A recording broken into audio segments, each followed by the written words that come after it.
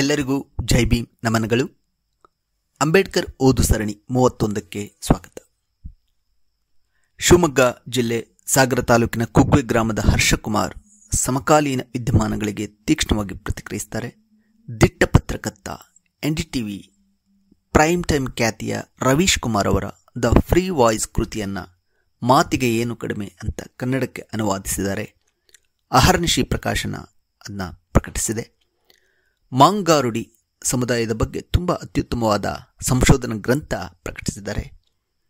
ಹರ್ಷ ಈ ಸರಣಿಯಲ್ಲಿ NS ಶಂಕರ್ ಅನುವಾದಿಸಿದ ಅಂಬೇಡ್ಕರ್ ಅವರ ಬ್ರಾಹ್ಮಣ ಧರ್ಮದ ದಿಗ್ವಿಜಯ, ರಾಜಹತ್ಯೆ ಅಥವಾ ಪ್ರತಿಕ್ರಾಂತಿಯ ಉಗಮ ಕೃತಿಯ ಒಂದು ಚಾಪ್ಟರ್ನ ಓದಿದರೆ ಕೇಳಿ. ಎಲ್ಲರಿಗೂ ನಮಸ್ಕಾರ. ಸಾಮಾಜಿಕ ಚಿಂತಕ, ಕವಿ, ಬರಹಗಾರ ಹಾಗೂ ಆತ್ಮೀಯ ಮಿತ್ರ ಅರುಣ್ ಜೋಳದ ಕೂಡ್ಲಿಗಿಯವರು ನಡೆಸ್ತಾ ಇರುವ ಈ ಬಾಬಾ ಸಾಹೇಬ್ ಅಂಬೇಡ್ಕರ್ ಅವರ ಬರಹ ಮತ್ತು ಭಾಷಣಗಳ ಓದುವ ಒಂದು ಸರಣಿ ಬಹಳ ಮಹತ್ವವನ್ನು ಹೊಂದಿರುವಂಥದ್ದು. ಈ ಒಂದು ಸರಣಿಯಲ್ಲಿ ನಾನು ಬಾಬಾ ಸಾಹೇಬ್ ಅಂಬೇಡ್ಕರರ ಬರಹದ ಒಂದು ಭಾಗವನ್ನು ನಿಮ್ಮೆದುರುಗಡೆ ಓದಲಿಕ್ಕೆ ಇಷ್ಟಪಡ್ತೀನಿ.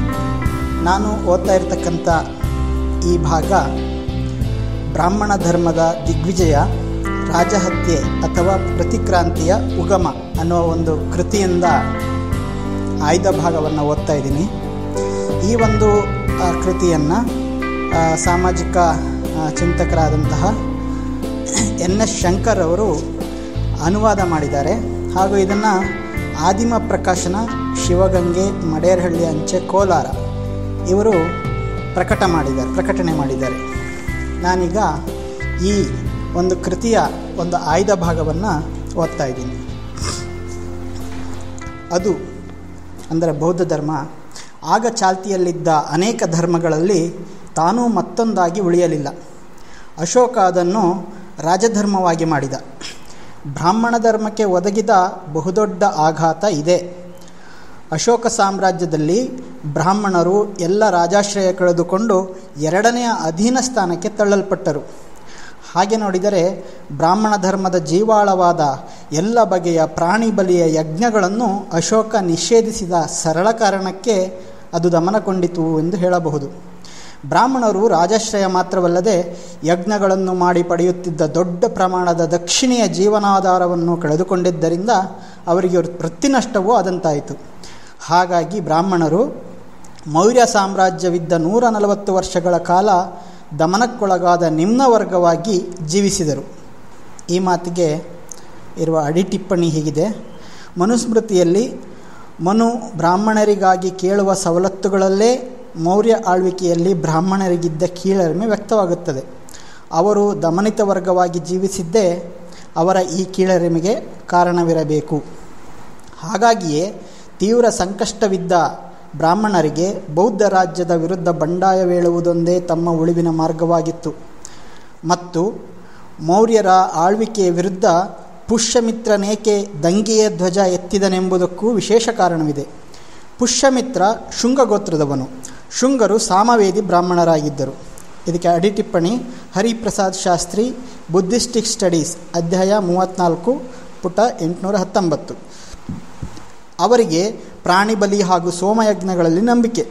ಅಶೋಕನ ಶಿಲಾಶಾಸನವು ಮೌರ್ಯ ಸಾಮ್ರಾಜ್ಯದಾದ್ಯಂತ ಪ್ರಾಣಿ ಬಲಿಯ ವಿರುದ್ಧ ನಿಷೇಧ ಹೇರಿದ್ದರಿಂದಾಗಿ ಶುಂಗ ಬ್ರಾಹ್ಮಣರು ಸಹಜವಾಗಿಯೇ ಕುದಿಯುತ್ತಿದ್ದರು. ಹಾಗಾಗಿ ತಮ್ಮ ಅವಹೇಳನದ ಮೂಲ ಕಾರಣವಾಗಿದ್ದ ಬೌದ್ಧ ರಾಜ್ಯವನ್ನು ನಾಶ ಮಾಡುವ ಮೂಲಕ ಬ್ರಾಹ್ಮಣರ ದಮನವನ್ನು ಕೊನೆಗಾಣಿಸಿ ಬ್ರಾಹ್ಮಣ ಧರ್ಮಾಚರಣೆಯ ಸ್ವಾತಂತ್ರ್ಯವನ್ನು ಮರಳಿ ಪಡೆಯುವ ಆವೇಶ ಸಾಮವೇದಿ ಬ್ರಾಹ್ಮಣನಾದ ಪುಷ್ಯಮಿತ್ರನಿಗೆ ಬಂದಿದ್ದರಲ್ಲಿ ಆಶ್ಚರ್ಯವೇನೂ ಇಲ್ಲ. ರಾಜಧರ್ಮವಾಗಿದ್ದ ಬೌದ್ಧ ಧರ್ಮವನ್ನು ನಾಶ ಮಾಡುವುದು ಮತ್ತು ಬ್ರಾಹ್ಮಣರನ್ನೇ ಭಾರತದ ಸಾರ್ವಭೌಮ ದೊರೆಗಳನ್ನಾಗಿ ಮಾಡಿ ಆ ಮೂಲಕ ರಾಜಕೀಯ ಅಧಿಕಾರ ಬಳಸಿ ಬೌದ್ಧ ಧರ್ಮದ ವಿರುದ್ಧ ಬ್ರಾಹ್ಮಣ ಧರ್ಮದ ವಿಜಯ ಸಾಧಿಸುವುದು ಇವೇ ಪುಷ್ಯಮಿತ್ರನ ರಾಜಹತ್ಯೆಯ ಉದ್ದೇಶವಾಗಿತ್ತೆಂದು ಇನ್ನೂ 2 ಸಾಕ್ಷಿಗಳಿಂದ ಸ್ಪಷ್ಟವಾಗುತ್ತದೆ. ಮೊದಲ ಪುರಾವೆ ಪುಷ್ಯಮಿತ್ರನ ವರ್ತನೆಗೆ ಸಂಬಂಧಪಟ್ಟಿದ್ದು. ಪುಷ್ಯಮಿತ್ರನು ಸಿಂಹಾಸನಾರೋಹಣ ಮಾಡುತ್ತಿದ್ದಂತೆಯೇ ಸಾರ್ವಭೌಮ ಚಕ್ರವರ್ತಿಯೊಬ್ಬ ಮಾತ್ರ ಮಾಡಬಹುದಾದ ಅಶ್ವಮೇಧ ಯಾಗವೆಂಬ ವೈದಿಕ ಯಜ್ಞ ಮಾಡಿದನೆನ್ನಲು ಸಾಕ್ಷ್ಯಾಧಾರವಿದೆ. ವಿನ್ಸೆಂಟ್ ಸ್ಮಿತ್ ಅವರು ಹೇಳುವಂತೆ, ಜೀವನ ಪಾವಿತ್ರ್ಯ ಕುರಿತ ಉತ್ಪ್ರೇಕ್ಷಿತ ಕಾಳಜಿ ಬೌದ್ಧ ಧರ್ಮದ ಘೋಷಿತ ಲಕ್ಷಣವಾಗಿತ್ತು. ಅಶೋಕನ ವಿಶಿಷ್ಟ ಶಾಸನದ ಕಟ್ಟಳೆಯೂ ಆಗಿತ್ತು. ಈ ಕಾಳಜಿಯಿಂದಾಗಿಯೇ ಬ್ರಾಹ್ಮಣರ ಕೆಲ ಬಗೆಯ ಪೂಜೆಗಳಿಗೆ ಅನಿವಾರ್ಯವಾದ ಮತ್ತು ಪರಮೋದ್ಧಾರಕ ಕ್ರಿಯೆಯೆಂದು ಧರ್ಮನಿಷ್ಠರು ತಿಳಿದಿದ್ದ ಪ್ರಾಣಿ ಬಲಿ ನಿಷೇಧಿಸುವುದು ಅಶೋಕನಿಗೆ ಅತ್ಯಗತ್ಯವಾಗಿತ್ತು. ಹಾಗಾಗಿ ಪುಷ್ಯಮಿತ್ರನ ಸ್ಮರಣೀಯ ಅಶ್ವಮೇಧಗಳು ಬ್ರಾಹ್ಮಣ ಪ್ರತಿಕ್ರಿಯೆಯ ಮೊದಲ ಹಂತವಾಗಿ ಕಾಣಿಸಿಕೊಂಡವು. ಇದೇ ಪದ್ಧತಿ 5 ಶತಮಾನಗಳ ತರುವಾಯ ಸಮುದ್ರಗುಪ್ತ ಮತ್ತವನ ವಂಶೀಯರ ಕಾಲದಲ್ಲಿ ಪರಿಪೂರ್ಣವಾಗಿ ಅಭಿವೃದ್ಧಿಗೊಂಡಿತು. ಜೊತೆಗೆ ಪುಷ್ಯಮಿತ್ರನು ಪಟ್ಟಕ್ಕೆ ಬಂದ ಕೂಡಲೇ ಬೌದ್ಧರು ಹಾಗೂ ಬೌದ್ಧ ಧರ್ಮದ ವಿರುದ್ಧ ಅತ್ಯುಗ್ರ ಹಿಂಸಾತ್ಮಕ ಆಂದೋಲನವನ್ನೇ ಆರಂಭಿಸಿದನು ಎನ್ನಲು ಪ್ರಮಾಣವಿದೆ. ಬೌದ್ಧ ಧರ್ಮದ ವಿರುದ್ಧ ಪುಷ್ಯಮಿತ್ರನ ಪೀಡನೆ ಎಷ್ಟು ನಿರ್ದಯವಾಗಿತ್ತೆನ್ನಲು ಬೌದ್ಧ ಭಿಕ್ಷುಗಳ ವಿರುದ್ಧ ಆತ ಹೊರಡಿಸಿದ ಕಟ್ಟಪ್ಪಣೆಯೇ ಸಾಕ್ಷಿಯಾಗಿದೆ. ಪ್ರತಿಯೊಬ್ಬ ಭಿಕ್ಷುವಿನ ತಲೆಗೆ ಆತ 100 ಚಿನ್ನದ ನಾಣ್ಯಗಳ ಬೆಲೆ ಕಟ್ಟಿದ್ದ. ಅಡಿಟಿಪ್ಪಣಿ Burnouf L introduction a historic on Buddhism a Indian, 2ನೇ ಮುದ್ರಣ, ಪುಟ 388. ಪುಷ್ಯಮಿತ್ರನ ಕಾಲದಲ್ಲಿ ಬೌದ್ಧರು ಅನುಭವಿಸಿದ ಕಿರುಕುಳದ ಬಗ್ಗೆ ಡಾಕ್ಟರ್ ಹರಿಪ್ರಸಾದ್ ಶಾಸ್ತ್ರಿ ಹೀಗೆ ಹೇಳುತ್ತಾರೆ.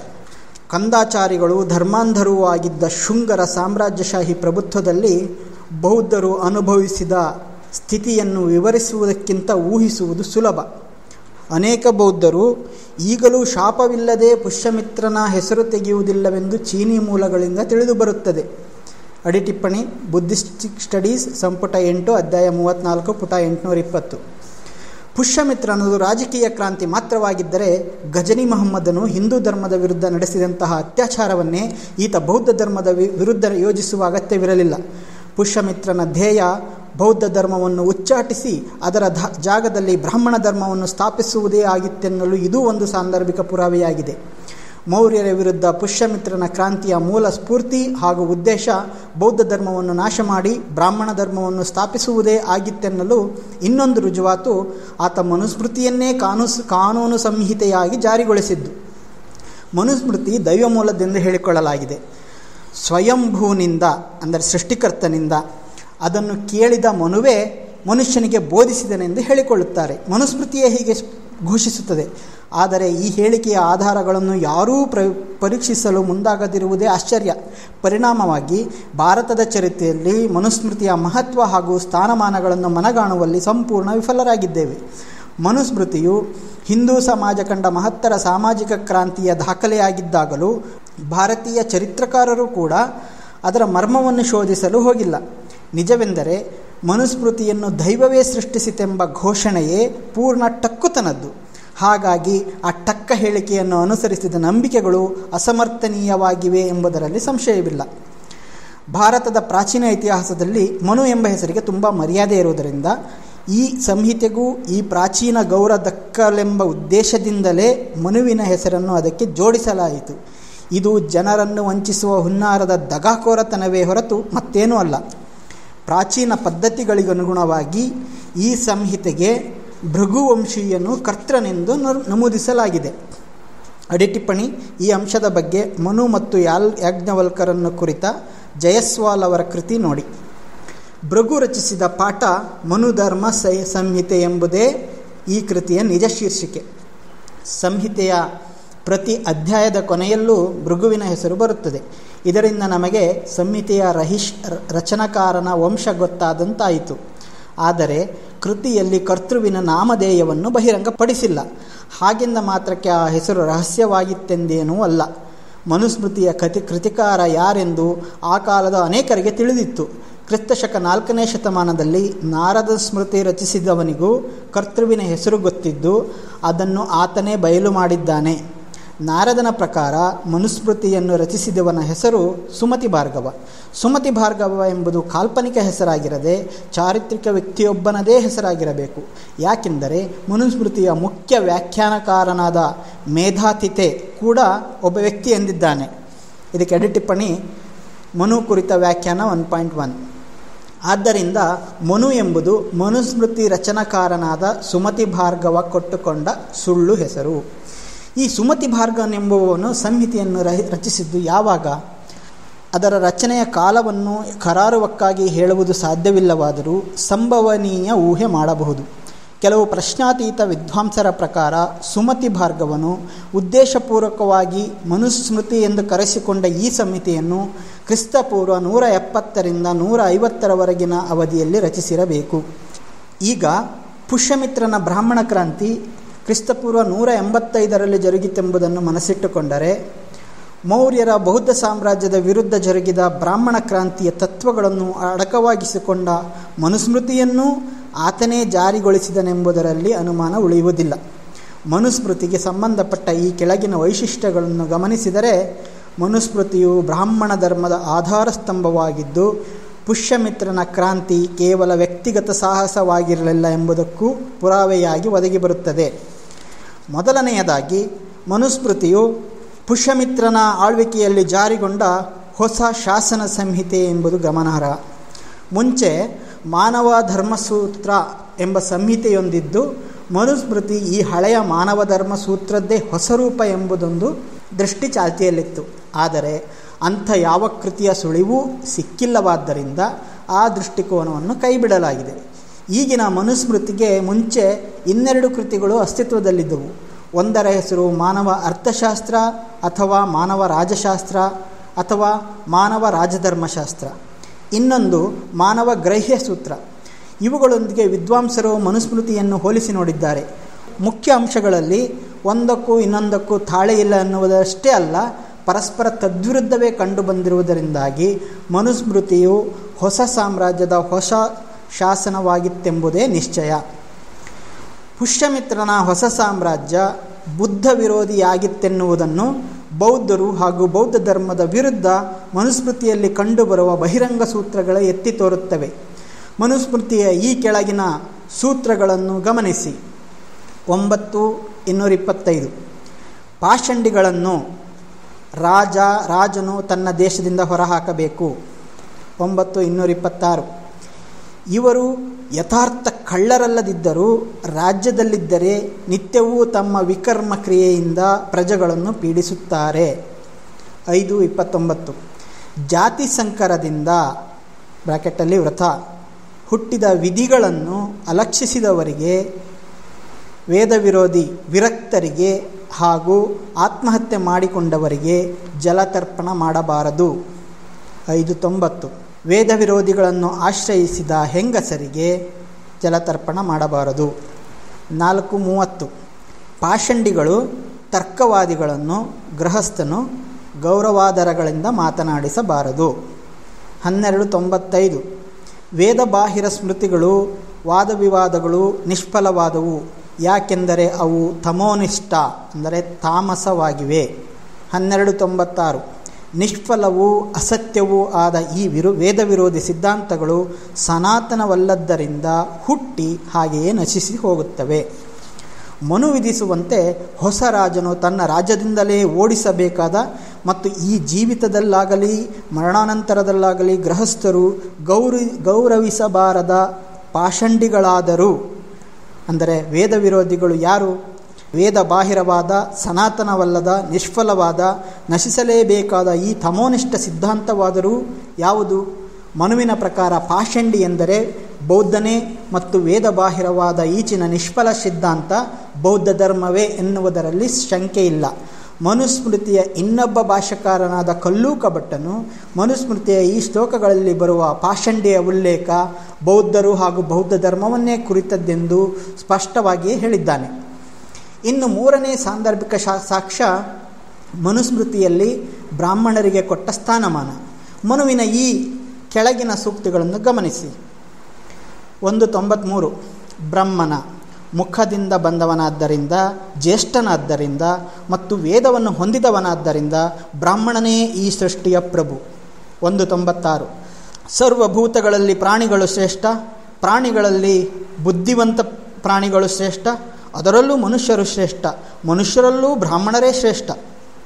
1:100 ಈ ಜಗತ್ತಿನಲ್ಲಿರುವುದೆಲ್ಲ ಬ್ರಾಹ್ಮಣನ ಸೊತ್ತು, ತನ್ನ ಶ್ರೇಷ್ಠ ಜನ್ಮದಿಂದಲೇ ಬ್ರಾಹ್ಮಣನು ಎಲ್ಲ ವಸ್ತುಗಳಿಗೂ ಅರ್ಹತೆ ಪಡೆದಿದ್ದಾನೆ.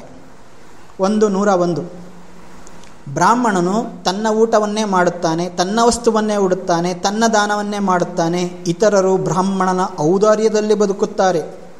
10:3 ತನ್ನ ಸಂಸ್ಕಾರ, ನಿಯಮ ಮತ್ತು ಪ್ರಕೃತಿ ವಿಶೇಷಗಳಿಂದ ಸಕಲ ವರ್ಣಗಳಿಗೂ ಬ್ರಾಹ್ಮಣನೇ ಪ್ರಭು. 10:35 ಬ್ರಾಹ್ಮಣನೇ ಈ ಜಗತ್ತಿನ ವಿಧಾತ, ಶಾಸನಕಾರ, ಅಧ್ಯಾಪಕ, ಆದ್ದರಿಂದ ಎಲ್ಲ ಜೀವಿಗಳ ಮಿತ್ರ. ಆ ಬ್ರಾಹ್ಮಣನಿಗೆ ಯಾರೂ ಅಕುಶಲವಾದ ಅಥವಾ ಶುಷ್ಕವಾದ ಮಾತುಗಳನ್ನಾಡದಿರಲಿ. ರಾಜರು ಕೂಡ ಬ್ರಾಹ್ಮಣರನ್ನು ಅಸಂತುಷ್ಟಗೊಳಿಸಬಾರದೆಂದು ಮನು ವಿಧಿಸುತ್ತಾನೆ. 9:31 ಬ್ರಾಹ್ಮಣನು ಎಂಥ ಕಷ್ಟಕ್ಕೆ ಸಿಲುಕಿದ ಸಮಯದಲ್ಲೂ ರಾಜನು ಅವನನ್ನು ಕುಪಿತಗೊಳಿಸಬಾರದು. ಹಾಗೆ ಬ್ರಾಹ್ಮಣನು ಕೋಪಗೊಂಡರೆ ರಾಜನ ಸೈನ್ಯ ವಾಹನಗಳೆಲ್ಲವನ್ನೂ ತಕ್ಷಣವೇ ನಾಶ ಮಾಡಬಲ್ಲ. ಮನು ಮುಂದುವರೆದು ಹೇಳುತ್ತಾನೆ. 11:31 ಧರ್ಮವನ್ನು ಸ್ವತಃ ತಿಳಿದ ಬ್ರಾಹ್ಮಣನು ತನಗೆ ಯಾರಾದರೂ ಹಾನಿ ಮಾಡಿದರೆ ಅದನ್ನು ರಾಜನ ಗಮನಕ್ಕೆ ತರಬೇಕಾದ್ದಿಲ್ಲ. ಅಂಥವರನ್ನು ಬ್ರಾಹ್ಮಣನು ತನ್ನ ಬಲದಿಂದಲೇ ಶಿಕ್ಷೆಗೆ ಗುರಿಪಡಿಸಬಹುದು. 11:32 ಬ್ರಾಹ್ಮಣನ ಸ್ವಂತ ಬಲವು ರಾಜಬಲಕ್ಕಿಂತ ಬಲವತ್ತರವಾದುದು. ಆ ಬಲದಿಂದಲೇ ದ್ವಿಜರು ಶತ್ರುಗಳನ್ನು ನಿಗ್ರಹಿಸಬಲ್ಲರು. ಮನುವಿನ ಈ ದೃಷ್ಟಿಕೋನವನ್ನು ಮನಸಾ ಒಪ್ಪಬಲ್ಲ ಬ್ರಾಹ್ಮಣನೇ ರಾಜನಾಗಿರದಿದ್ದಲ್ಲಿ ಬ್ರಾಹ್ಮಣರ ಇಂತಹ ದೈವೀಕರಣವಾಗಲಿ ಬ್ರಾಹ್ಮಣನಿಗೆ ರಾಜರಿಗಿಂತ ಮಿಗಿಲಾದ ಸ್ಥಾನಮಾನ ಕೊಡುವುದಾಗಲಿ ಸಾಧ್ಯವಾಗುತ್ತಿರಲಿಲ್ಲ. ಪುಷ್ಯಮಿತ್ರ ಹಾಗೂ ಅವನ ಉತ್ತರಾಧಿಕಾರಿಗಳು ಸ್ವತಃ ಬ್ರಾಹ್ಮಣರಾಗಿದ್ದು ಬ್ರಾಹ್ಮಣಿಕೆಯ ಪ್ರತಿಷ್ಠಾಪನೆಯಲ್ಲಿ ಆಸಕ್ತರಾಗಿರದಿದ್ದ ಪಕ್ಷದಲ್ಲಿ ಬ್ರಾಹ್ಮಣರ ಇಂಥ ಉತ್ಪ್ರೇಕ್ಷಿತ ಸ್ಥಾನಮಾನವನ್ನು ಸಹಿಸುತ್ತಲೂ ಇರಲಿಲ್ಲ. ಹಾಗೆ ನೋಡಿದರೆ ಬ್ರಾಹ್ಮಣ ಧರ್ಮ ಸಿದ್ಧಾಂತದ ಪಾಠವಾದ ಮನುಸ್ಮೃತಿಯು ಪುಷ್ಯಮಿತ್ರನ ಆದೇಶದ ಮೇರೆಗೆ ಸೃಷ್ಟಿಯಾಗಿರುವುದೂ ಸಾಧ್ಯವಿದೆ. ಇವೆಲ್ಲ ಸತ್ಯಾಂಶಗಳನ್ನು ಗಮನಿಸಿದರೆ ಬೌದ್ಧ ಧರ್ಮವನ್ನು ನಾಶ ಮಾಡಿ ಬ್ರಾಹ್ಮಣ ಧರ್ಮವನ್ನು ಮರುಸ್ಥಾಪಿಸುವುದೇ ಪುಷ್ಯಮಿತ್ರನ ಕ್ರಾಂತಿಯ ಏಕೈಕ ಉದ್ದೇಶವಾಗಿತ್ತೆಂಬುದರಲ್ಲಿ ಸಂದೇಹ ಉಳಿಯುವುದಿಲ್ಲ. ಭಾರತೀಯ ಚರಿತ್ರೆಯನ್ನು ಈಗ ಬರೆಯುತ್ತಿರುವ ವೈಖರಿಯ ಬಗ್ಗೆ ನನಗೆ ತೃಪ್ತಿ ಇದ್ದಿದ್ದರೆ ನಾನು ಹೀಗೆ ನಮ್ಮ ದೇಶದ ರಾಜಕೀಯ ಚರಿತ್ರೆಯ ಸಾರಾಂಶವನ್ನು ಕೊಡುವ ಅಗತ್ಯ ಇರುತ್ತಿರಲಿಲ್ಲ. ನೇರವಾಗಿ ಹೇಳುತ್ತೇನೆ, ಈಗಿನ ಇತಿಹಾಸ ರಚನೆ ಕುರಿತು ನನಗೆ ಎಳ್ಳಷ್ಟು ಸಮಾಧಾನವಿಲ್ಲ. ಯಾಕೆಂದರೆ ಈ ಚರಿತ್ರಕಾರರು ಭಾರತದ ಮೇಲೆ ಮುಸ್ಲಿಮರು ನಡೆಸಿದ ದಾಳಿಗೆ ಅತಿ ಮಹತ್ವ ಕೊಡುತ್ತಾರೆ. ಹೇಗೆ ಮುಸ್ಲಿಮರ ದಾಳಿಯ ಅಲೆಗಳ ಮಹಾಪೂರವೇ ಹರಿದು ಬಂದು ಜನರನ್ನು ಆವರಿಸಿ ಆಡಳಿತಾರೂಢರನ್ನು ಕಿತ್ತೆಸೆಯುತ್ತೆಂಬುದನ್ನು ತೋರಿಸಲೇ ಓತಪ್ರೋತವಾಗಿ ಬರೆಯಲಾಗಿದೆ. ಇಡೀ ಭಾರತೀಯ ಚರಿತ್ರೆ ಮುಸ್ಲಿಂ ದಂಡಯಾತ್ರೆಗಳ ಪಟ್ಟಿ ಮಾತ್ರ ಎಂಬಂತೆ ತೋರಿಸಲಾಗಿದೆ.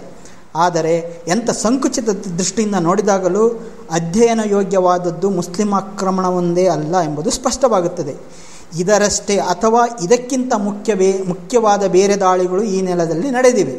ಮುಸ್ಲಿಂ ದಾಳಿಕೋರರು ಹಿಂದೂ ಭಾರತದ ಮೇಲೆ ದಾಳಿ ಮಾಡಿದರೆ ಬ್ರಾಹ್ಮಣ ದಾಳಿಕೋರರು ಬೌದ್ಧ ಭಾರತದ ಮೇಲೆ ಆಕ್ರಮಣ ಮಾಡಿದರು.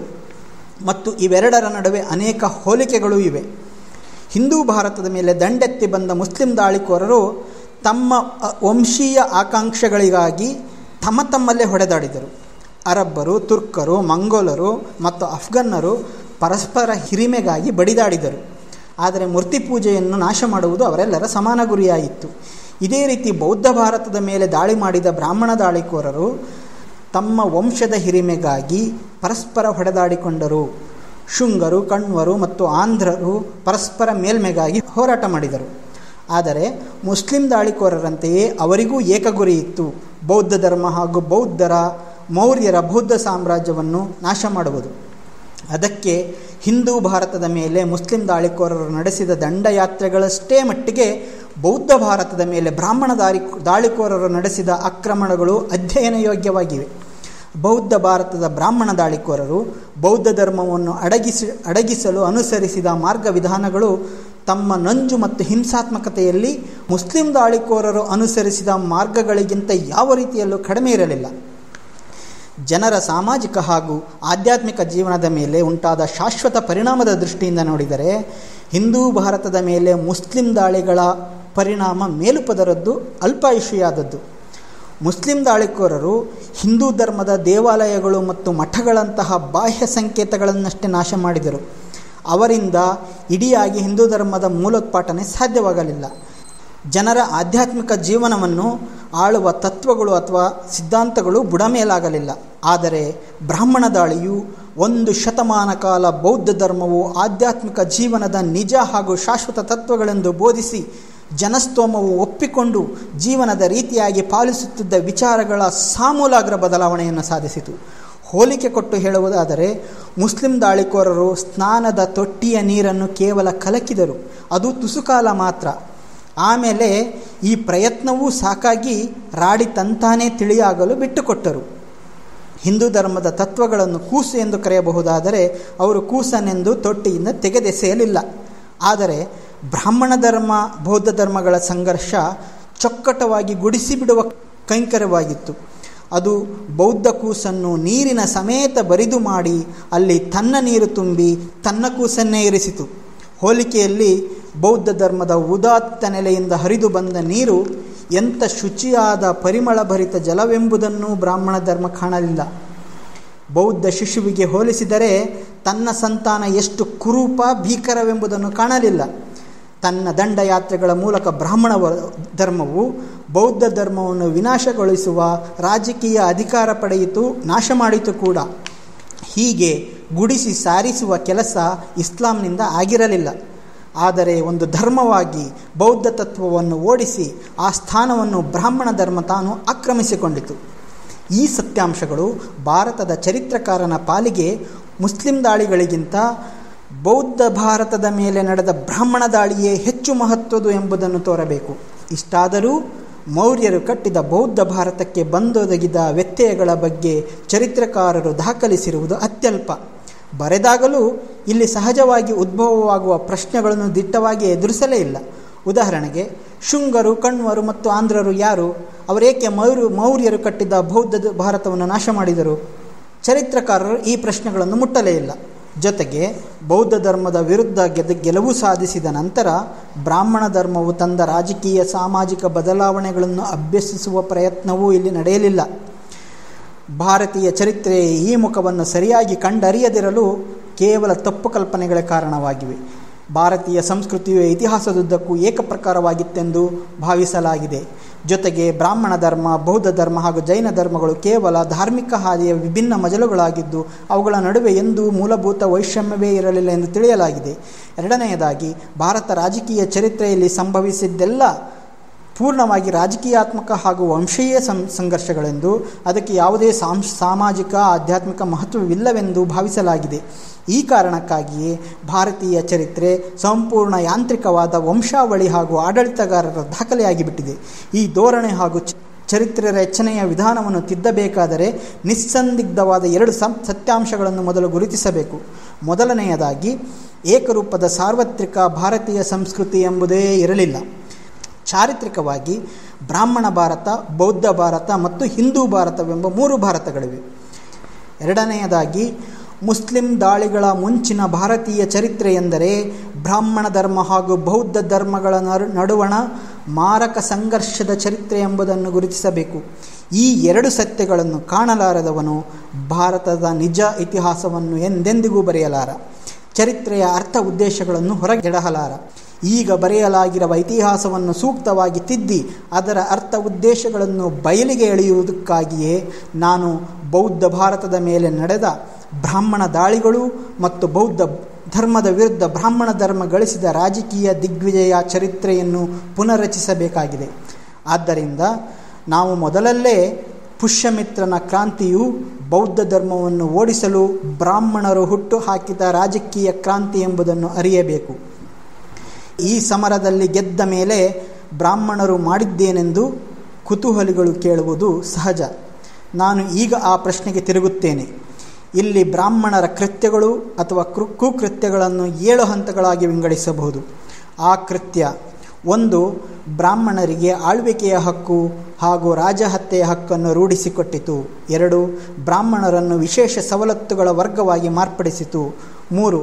ವರ್ಣವನ್ನು ಜಾತಿಗೆ ರೂಪಾಂತರಿಸಿತು. 4. ವಿವಿಧ ಜಾತಿಗಳ ನಡುವೆ ಪರಸ್ಪರ ವಿರೋಧಿ ಭಾವನೆ ಹಾಗೂ ಘರ್ಷಣೆಗಳನ್ನು ಹುಟ್ಟುಹಾಕಿತು. 5. ಶೂದ್ರರು ಹಾಗೂ ಮಹಿಳೆಯರನ್ನು ಕೆಳಕ್ಕೆ ತಳ್ಳಿತು. 6. ಶ್ರೇಣೀಕೃತ ಅಸಮಾನತೆಯನ್ನು ಜಾರಿಗೆ ತಂದಿತು. ಮತ್ತು 7. ಆವರೆಗೆ ಕೇವಲ ರೂಢಿಗಳಲ್ಲಿ ನಿಂತು ಪರಿವರ್ತನೆಗೂ ಒಡ್ಡಿಕೊಂಡಿದ್ದ ಸಮಾಜ ವ್ಯವಸ್ಥೆಗೆ ಕಾನೂನು ರೂಪ ಕೊಟ್ಟು ಜಡಗೊಳಿಸಿತು. ಮೊದಲನೆಯ ಅಂಶದಿಂದ ಆರಂಭಿಸೋಣ. ಪುಷ್ಯಮಿತ್ರನು ಸಾಧಿಸಿದ ಕ್ರಾಂತಿಯಿಂದ ಬ್ರಾಹ್ಮಣರಿಗೆ ಮೊದಲಲ್ಲಿ ತುಸು ಕಷ್ಟವಾಯಿತು. ಜನ ಸುಲಭವಾಗಿ ಈ ಕ್ರಾಂತಿಯನ್ನು ಒಪ್ಪಿಕೊಳ್ಳಲು ತಯಾರಿರಲಿಲ್ಲ. ಕವಿ ಬಾಣನು ಈ ಕ್ರಾಂತಿಯನ್ನು ಉಲ್ಲೇಖಿಸುವಾಗ ಪುಷ್ಯಮಿತ್ರನನ್ನು ನೀಚ ಜನ್ಮದವನೆಂದು ಅನಾರ್ಯನೆಂದು ಹೀಯಾಳಿಸುವ ಮೂಲಕ ಆಗಿನ ಜನಸಮೂಹದ ಅಸಹನೆಗೆ ದನಿ ನೀಡಿದ್ದಾನೆ. ಇದಕ್ಕೆ ಅಡಿಟಿಪ್ಪಣಿ ಹರ್ಷಚರಿತ ಸ್ಮಿತ್ರಿಂದ ಉದ್ಧೃತ. ಪುಷ್ಯಮಿತ್ರನ ಕೃತಿ ಅನಾರ್ಯ ಅರ್ಥಾತ್ ಆರ್ಯಶಾಸನ ಬಾಹಿರ ಎಂಬ ಬಾಣನ ಬಣ್ಣನೆ ಕರಾರುವಕ್ಕಾಗಿದೆ. ಯಾಕೆಂದರೆ ಪುಷ್ಯಮಿತ್ರನ ಕಾಲದಲ್ಲಿ ಆರ್ಯಶಾಸನ ಸುಸ್ಪಷ್ಟವಾಗಿತ್ತು. ಆರ್ಯ ಕಟ್ಟಳೆಗಳ ಪ್ರಕಾರ 1. ಕ್ಷತ್ರಿಯನಿಗೆ ರಾಜಪಟ್ಟ ಮೀಸಲು, ಬ್ರಾಹ್ಮಣ ಎಂದೂ ರಾಜನಾಗುವಂತಿರಲಿಲ್ಲ. 2. ಬ್ರಾಹ್ಮಣರು ಶಸ್ತ್ರಾಸ್ತ್ರ ಹಿಡಿಯುವಂತಿಲ್ಲ. ಇದಕ್ಕೆ ಅಡಿಟಿಪ್ಪಣಿ: ನಿಯಮಗಳು ಎಷ್ಟು ಕಠೋರವಾಗಿದ್ದುವೆಂದರೆ ಬ್ರಾಹ್ಮಣನು ಕೇವಲ ಪರೀಕ್ಷಿಸುವ ಉದ್ದೇಶಕ್ಕೂ ಕೈಯಲ್ಲಿ ಶಸ್ತ್ರ ಹಿಡಿಯಲಾರನೆಂದು ಅಪಸ್ತಂಭ ಧರ್ಮಸೂತ್ರ ಹೇಳುತ್ತದೆ. ಅಂದಾಗ ಪುಷ್ಯಮಿತ್ರನು ಬ್ರಾಹ್ಮಣನಾಗಿತ್ತುಕೊಂಡು ಅದು ಹೇಗೆ ಕ್ಷತ್ರಿಯನಂತೆ ವರ್ತಿಸಿದನೆಂದು ಆಶ್ಚರ್ಯವಾಗುತ್ತದೆ. ಇದಕ್ಕೂ ಹರಿಪ್ರಸಾದ್ ಶಾಸ್ತ್ರಿ ಒಂದು ವಿವರಣೆ ಕೊಟ್ಟಿದ್ದಾರೆ. ಅವರ ಪ್ರಕಾರ ಶೃಂಗರು ಬ್ರಾಹ್ಮಣರಾದರೂ ಕ್ಷಾತ್ರಕುಲದವರು. ಈ ಕ್ಷಾತ್ರ ಬ್ರಾಹ್ಮಣರಲ್ಲಿ 2 ಪಂಗಡಗಳು, ವಿಶ್ವಾಮಿತ್ರರು ಮತ್ತು ಭಾರದ್ವಾಜರು. ವಿಶ್ವಾಮಿತ್ರ ಪಂಗಡದ ಬ್ರಾಹ್ಮಣ ಪತ್ರಿ ನಿಸ್ಸಂತಾನಳಾಗಿದ್ದರೆ ಭಾರದ್ವಾಜನಿಂದ ನಿಯೋಗ ಮಾಡಿಸಿ ಮಕ್ಕಳನ್ನು ಪಡೆಯುವುದು ಸನಾತನ ಪದ್ಧತಿ. ಹಾಗೆ ಹುಟ್ಟಿದವರೇ ಶೃಂಗರು.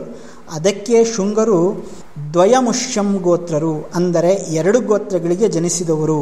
ಇವರು ಸಾಮವೇದ ಅಜ್ಞಾನದಲ್ಲಿ ತೊಡಗಿಕೊಂಡವರು. ನೋಡಿ, ಬುದ್ಧಿಸ್ಟಿಕ್ ಸ್ಟಡೀಸ್ ಸಂಪುಟ 8 ಪುಟ 820. ಪುಷ್ಯಮಿತ್ರನ ಕೃತ್ಯ 3. ದೊರೆಯ ವಿರುದ್ಧ ಬಂಡೇಳುವುದು ಪಾಪಕೃತ್ಯ. ತನ್ನ ಬಂಡಾಯದ ಮೂಲಕ ಪುಷ್ಯಮಿತ್ರ ಈ 3 ನಿಯಮಗಳನ್ನು ಮುರಿದ. ಆತ ಬ್ರಾಹ್ಮಣನಾಗಿದ್ದ. ಬ್ರಾಹ್ಮಣನಾಗಿಯೂ ರಾಜನ ವಿರುದ್ಧ ಬಂಡೆದ್ದ. ಶಸ್ತ್ರಾಸ್ತ್ರ ಹಿಡಿದು ತಾನೇ ರಾಜನೂ ಆದ. ಕಟ್ಟಳೆಗಳ ಇಂಥ ನೇರ ಉಲ್ಲಂಘನೆಯನ್ನು ಜನ ಒಪ್ಪಿಕೊಳ್ಳಲು ಸಿದ್ಧರಿರಲಿಲ್ಲವಾದ್ದರಿಂದ ಪುಷ್ಯಮಿತ್ರನು ಕಲ್ಪಿಸಿಕೊಟ್ಟ ಸ್ಥಾನಮಾನಗಳನ್ನು ಬ್ರಾಹ್ಮಣರು ಸಕ್ರಮಗೊಳಿಸಬೇಕಾಯಿತು. ಇದನ್ನು ಬ್ರಾಹ್ಮಣರನ್ನು ಶಾಸನವನ್ನೇ ಬದಲಿಸುವ ದಿಟ್ಟ ಹೆಜ್ಜೆಯ ಮೂಲಕ ಸಾಧಿಸಿದರು. ಈ ಬದಲಾವಣೆಯ ಸ್ವರೂಪ ತಿಳಿದುಬರುವುದು ಮನುಸ್ಮೃತಿಯಿಂದ. ಸಂಹಿತೆಯ ಸಂಬಂಧಪಟ್ಟ ಸೂಕ್ತಿಗಳನ್ನು ಇಲ್ಲಿ ಉಲ್ಲೇಖಿಸುತ್ತೇನೆ. 12:100 ಸೇನಾಧಿಪತ್ಯ, ರಾಜ್ಯ ಪ್ರಧಾನ ಹಾಗೂ ಸರ್ವಲೋಕಾಧಿಪತ್ಯಕ್ಕೆ ಬ್ರಾಹ್ಮಣರು ಅರ್ಹರು. ಇಲ್ಲಿ ಒಂದು ನಿಯಮದ ಬದಲಾವಣೆ ಕಾಣುತ್ತದೆ. ಈ ಮಾರ್ಪಾಡು ಬ್ರಾಹ್ಮಣನಿಗೆ ಸೇನಾಧಿಪತಿಯಾಗುವ, ರಾಜ್ಯ ಗೆಲ್ಲುವ ಮತ್ತು ಆಳುವ ಹಕ್ಕನ್ನು ಕಲ್ಪಿಸುತ್ತದೆ. 11:31 ತನಗೆ ಹಾನಿ ಮಾಡಿದವರ ವಿರುದ್ಧ ಬ್ರಾಹ್ಮಣನು ರಾಜನಿಗೆ ದೂರು ಒಯ್ಯಬೇಕಿಲ್ಲ. ತನ್ನ ಸ್ವಂತ ಬಲದಿಂದಲೇ ಬ್ರಾಹ್ಮಣನು ಅಪಕಾರಿಗಳನ್ನು ನಿಗ್ರಹಿಸಬಲ್ಲ. 11:32 ರಾಜಬಲಕ್ಕಿಂತ ಬ್ರಾಹ್ಮಣನ ಸ್ವಂತ ಬಲವೇ ಬಲವಂತರವಾದುದು. ಆದ್ದರಿಂದ ಬ್ರಾಹ್ಮಣನು ತನ್ನ ಬಲದಿಂದಲೇ ವೈರಿಗಳನ್ನು ನಿಗ್ರಹಿಸಬಲ್ಲ. 11:261 262 ಬ್ರಾಹ್ಮಣನು 3 ಲೋಕದವರನ್ನೂ ಕೊಲೆಗೈದರೂ 3 ವೇದಗಳನ್ನು ರಹಸ್ಯ ಉಪನಿಷತ್ ಸಹಿತವಾಗಿ 3 ಬಾರಿ ಪಠಿಸಿದರೆ ಸರ್ವಪಾಪ ಪರಿಹಾರವಾಗುವುದು. ಇದು ನಿಯಮದ 2ನೇ ಬದಲಾವಣೆ. ಈ ಹೊಸ ನಿಯಮಕ್ಕೆ ಬ್ರಾಹ್ಮಣನು ರಾಜಹತ್ಯೆ ಮಾಡಬಹುದಷ್ಟೇ ಅಲ್ಲ, ತನ್ನ ಅಧಿಕಾರ ಹಾಗೂ ಸ್ಥಾನಮಾನಕ್ಕೆ ಧಕ್ಕೆ ತರುವ ಎಲ್ಲರ ನರಮೇಧ ಅಧಿಕಾರವನ್ನು ಪಡೆಯುತ್ತಾನೆ. 8:348 ವರ್ಣಾಶ್ರಮ ಧರ್ಮಕ್ಕೆ ಚ್ಯುತಿ ಬಂದಾಗ ಅಥವಾ ವಿಪ್ಲವ ಕಾಲದಲ್ಲಿ ದ್ವಿಜರು ಆತ್ಮರಕ್ಷಣೆಗಾಗಿ ಶಸ್ತ್ರ ಹಿಡಿಯಬಹುದು.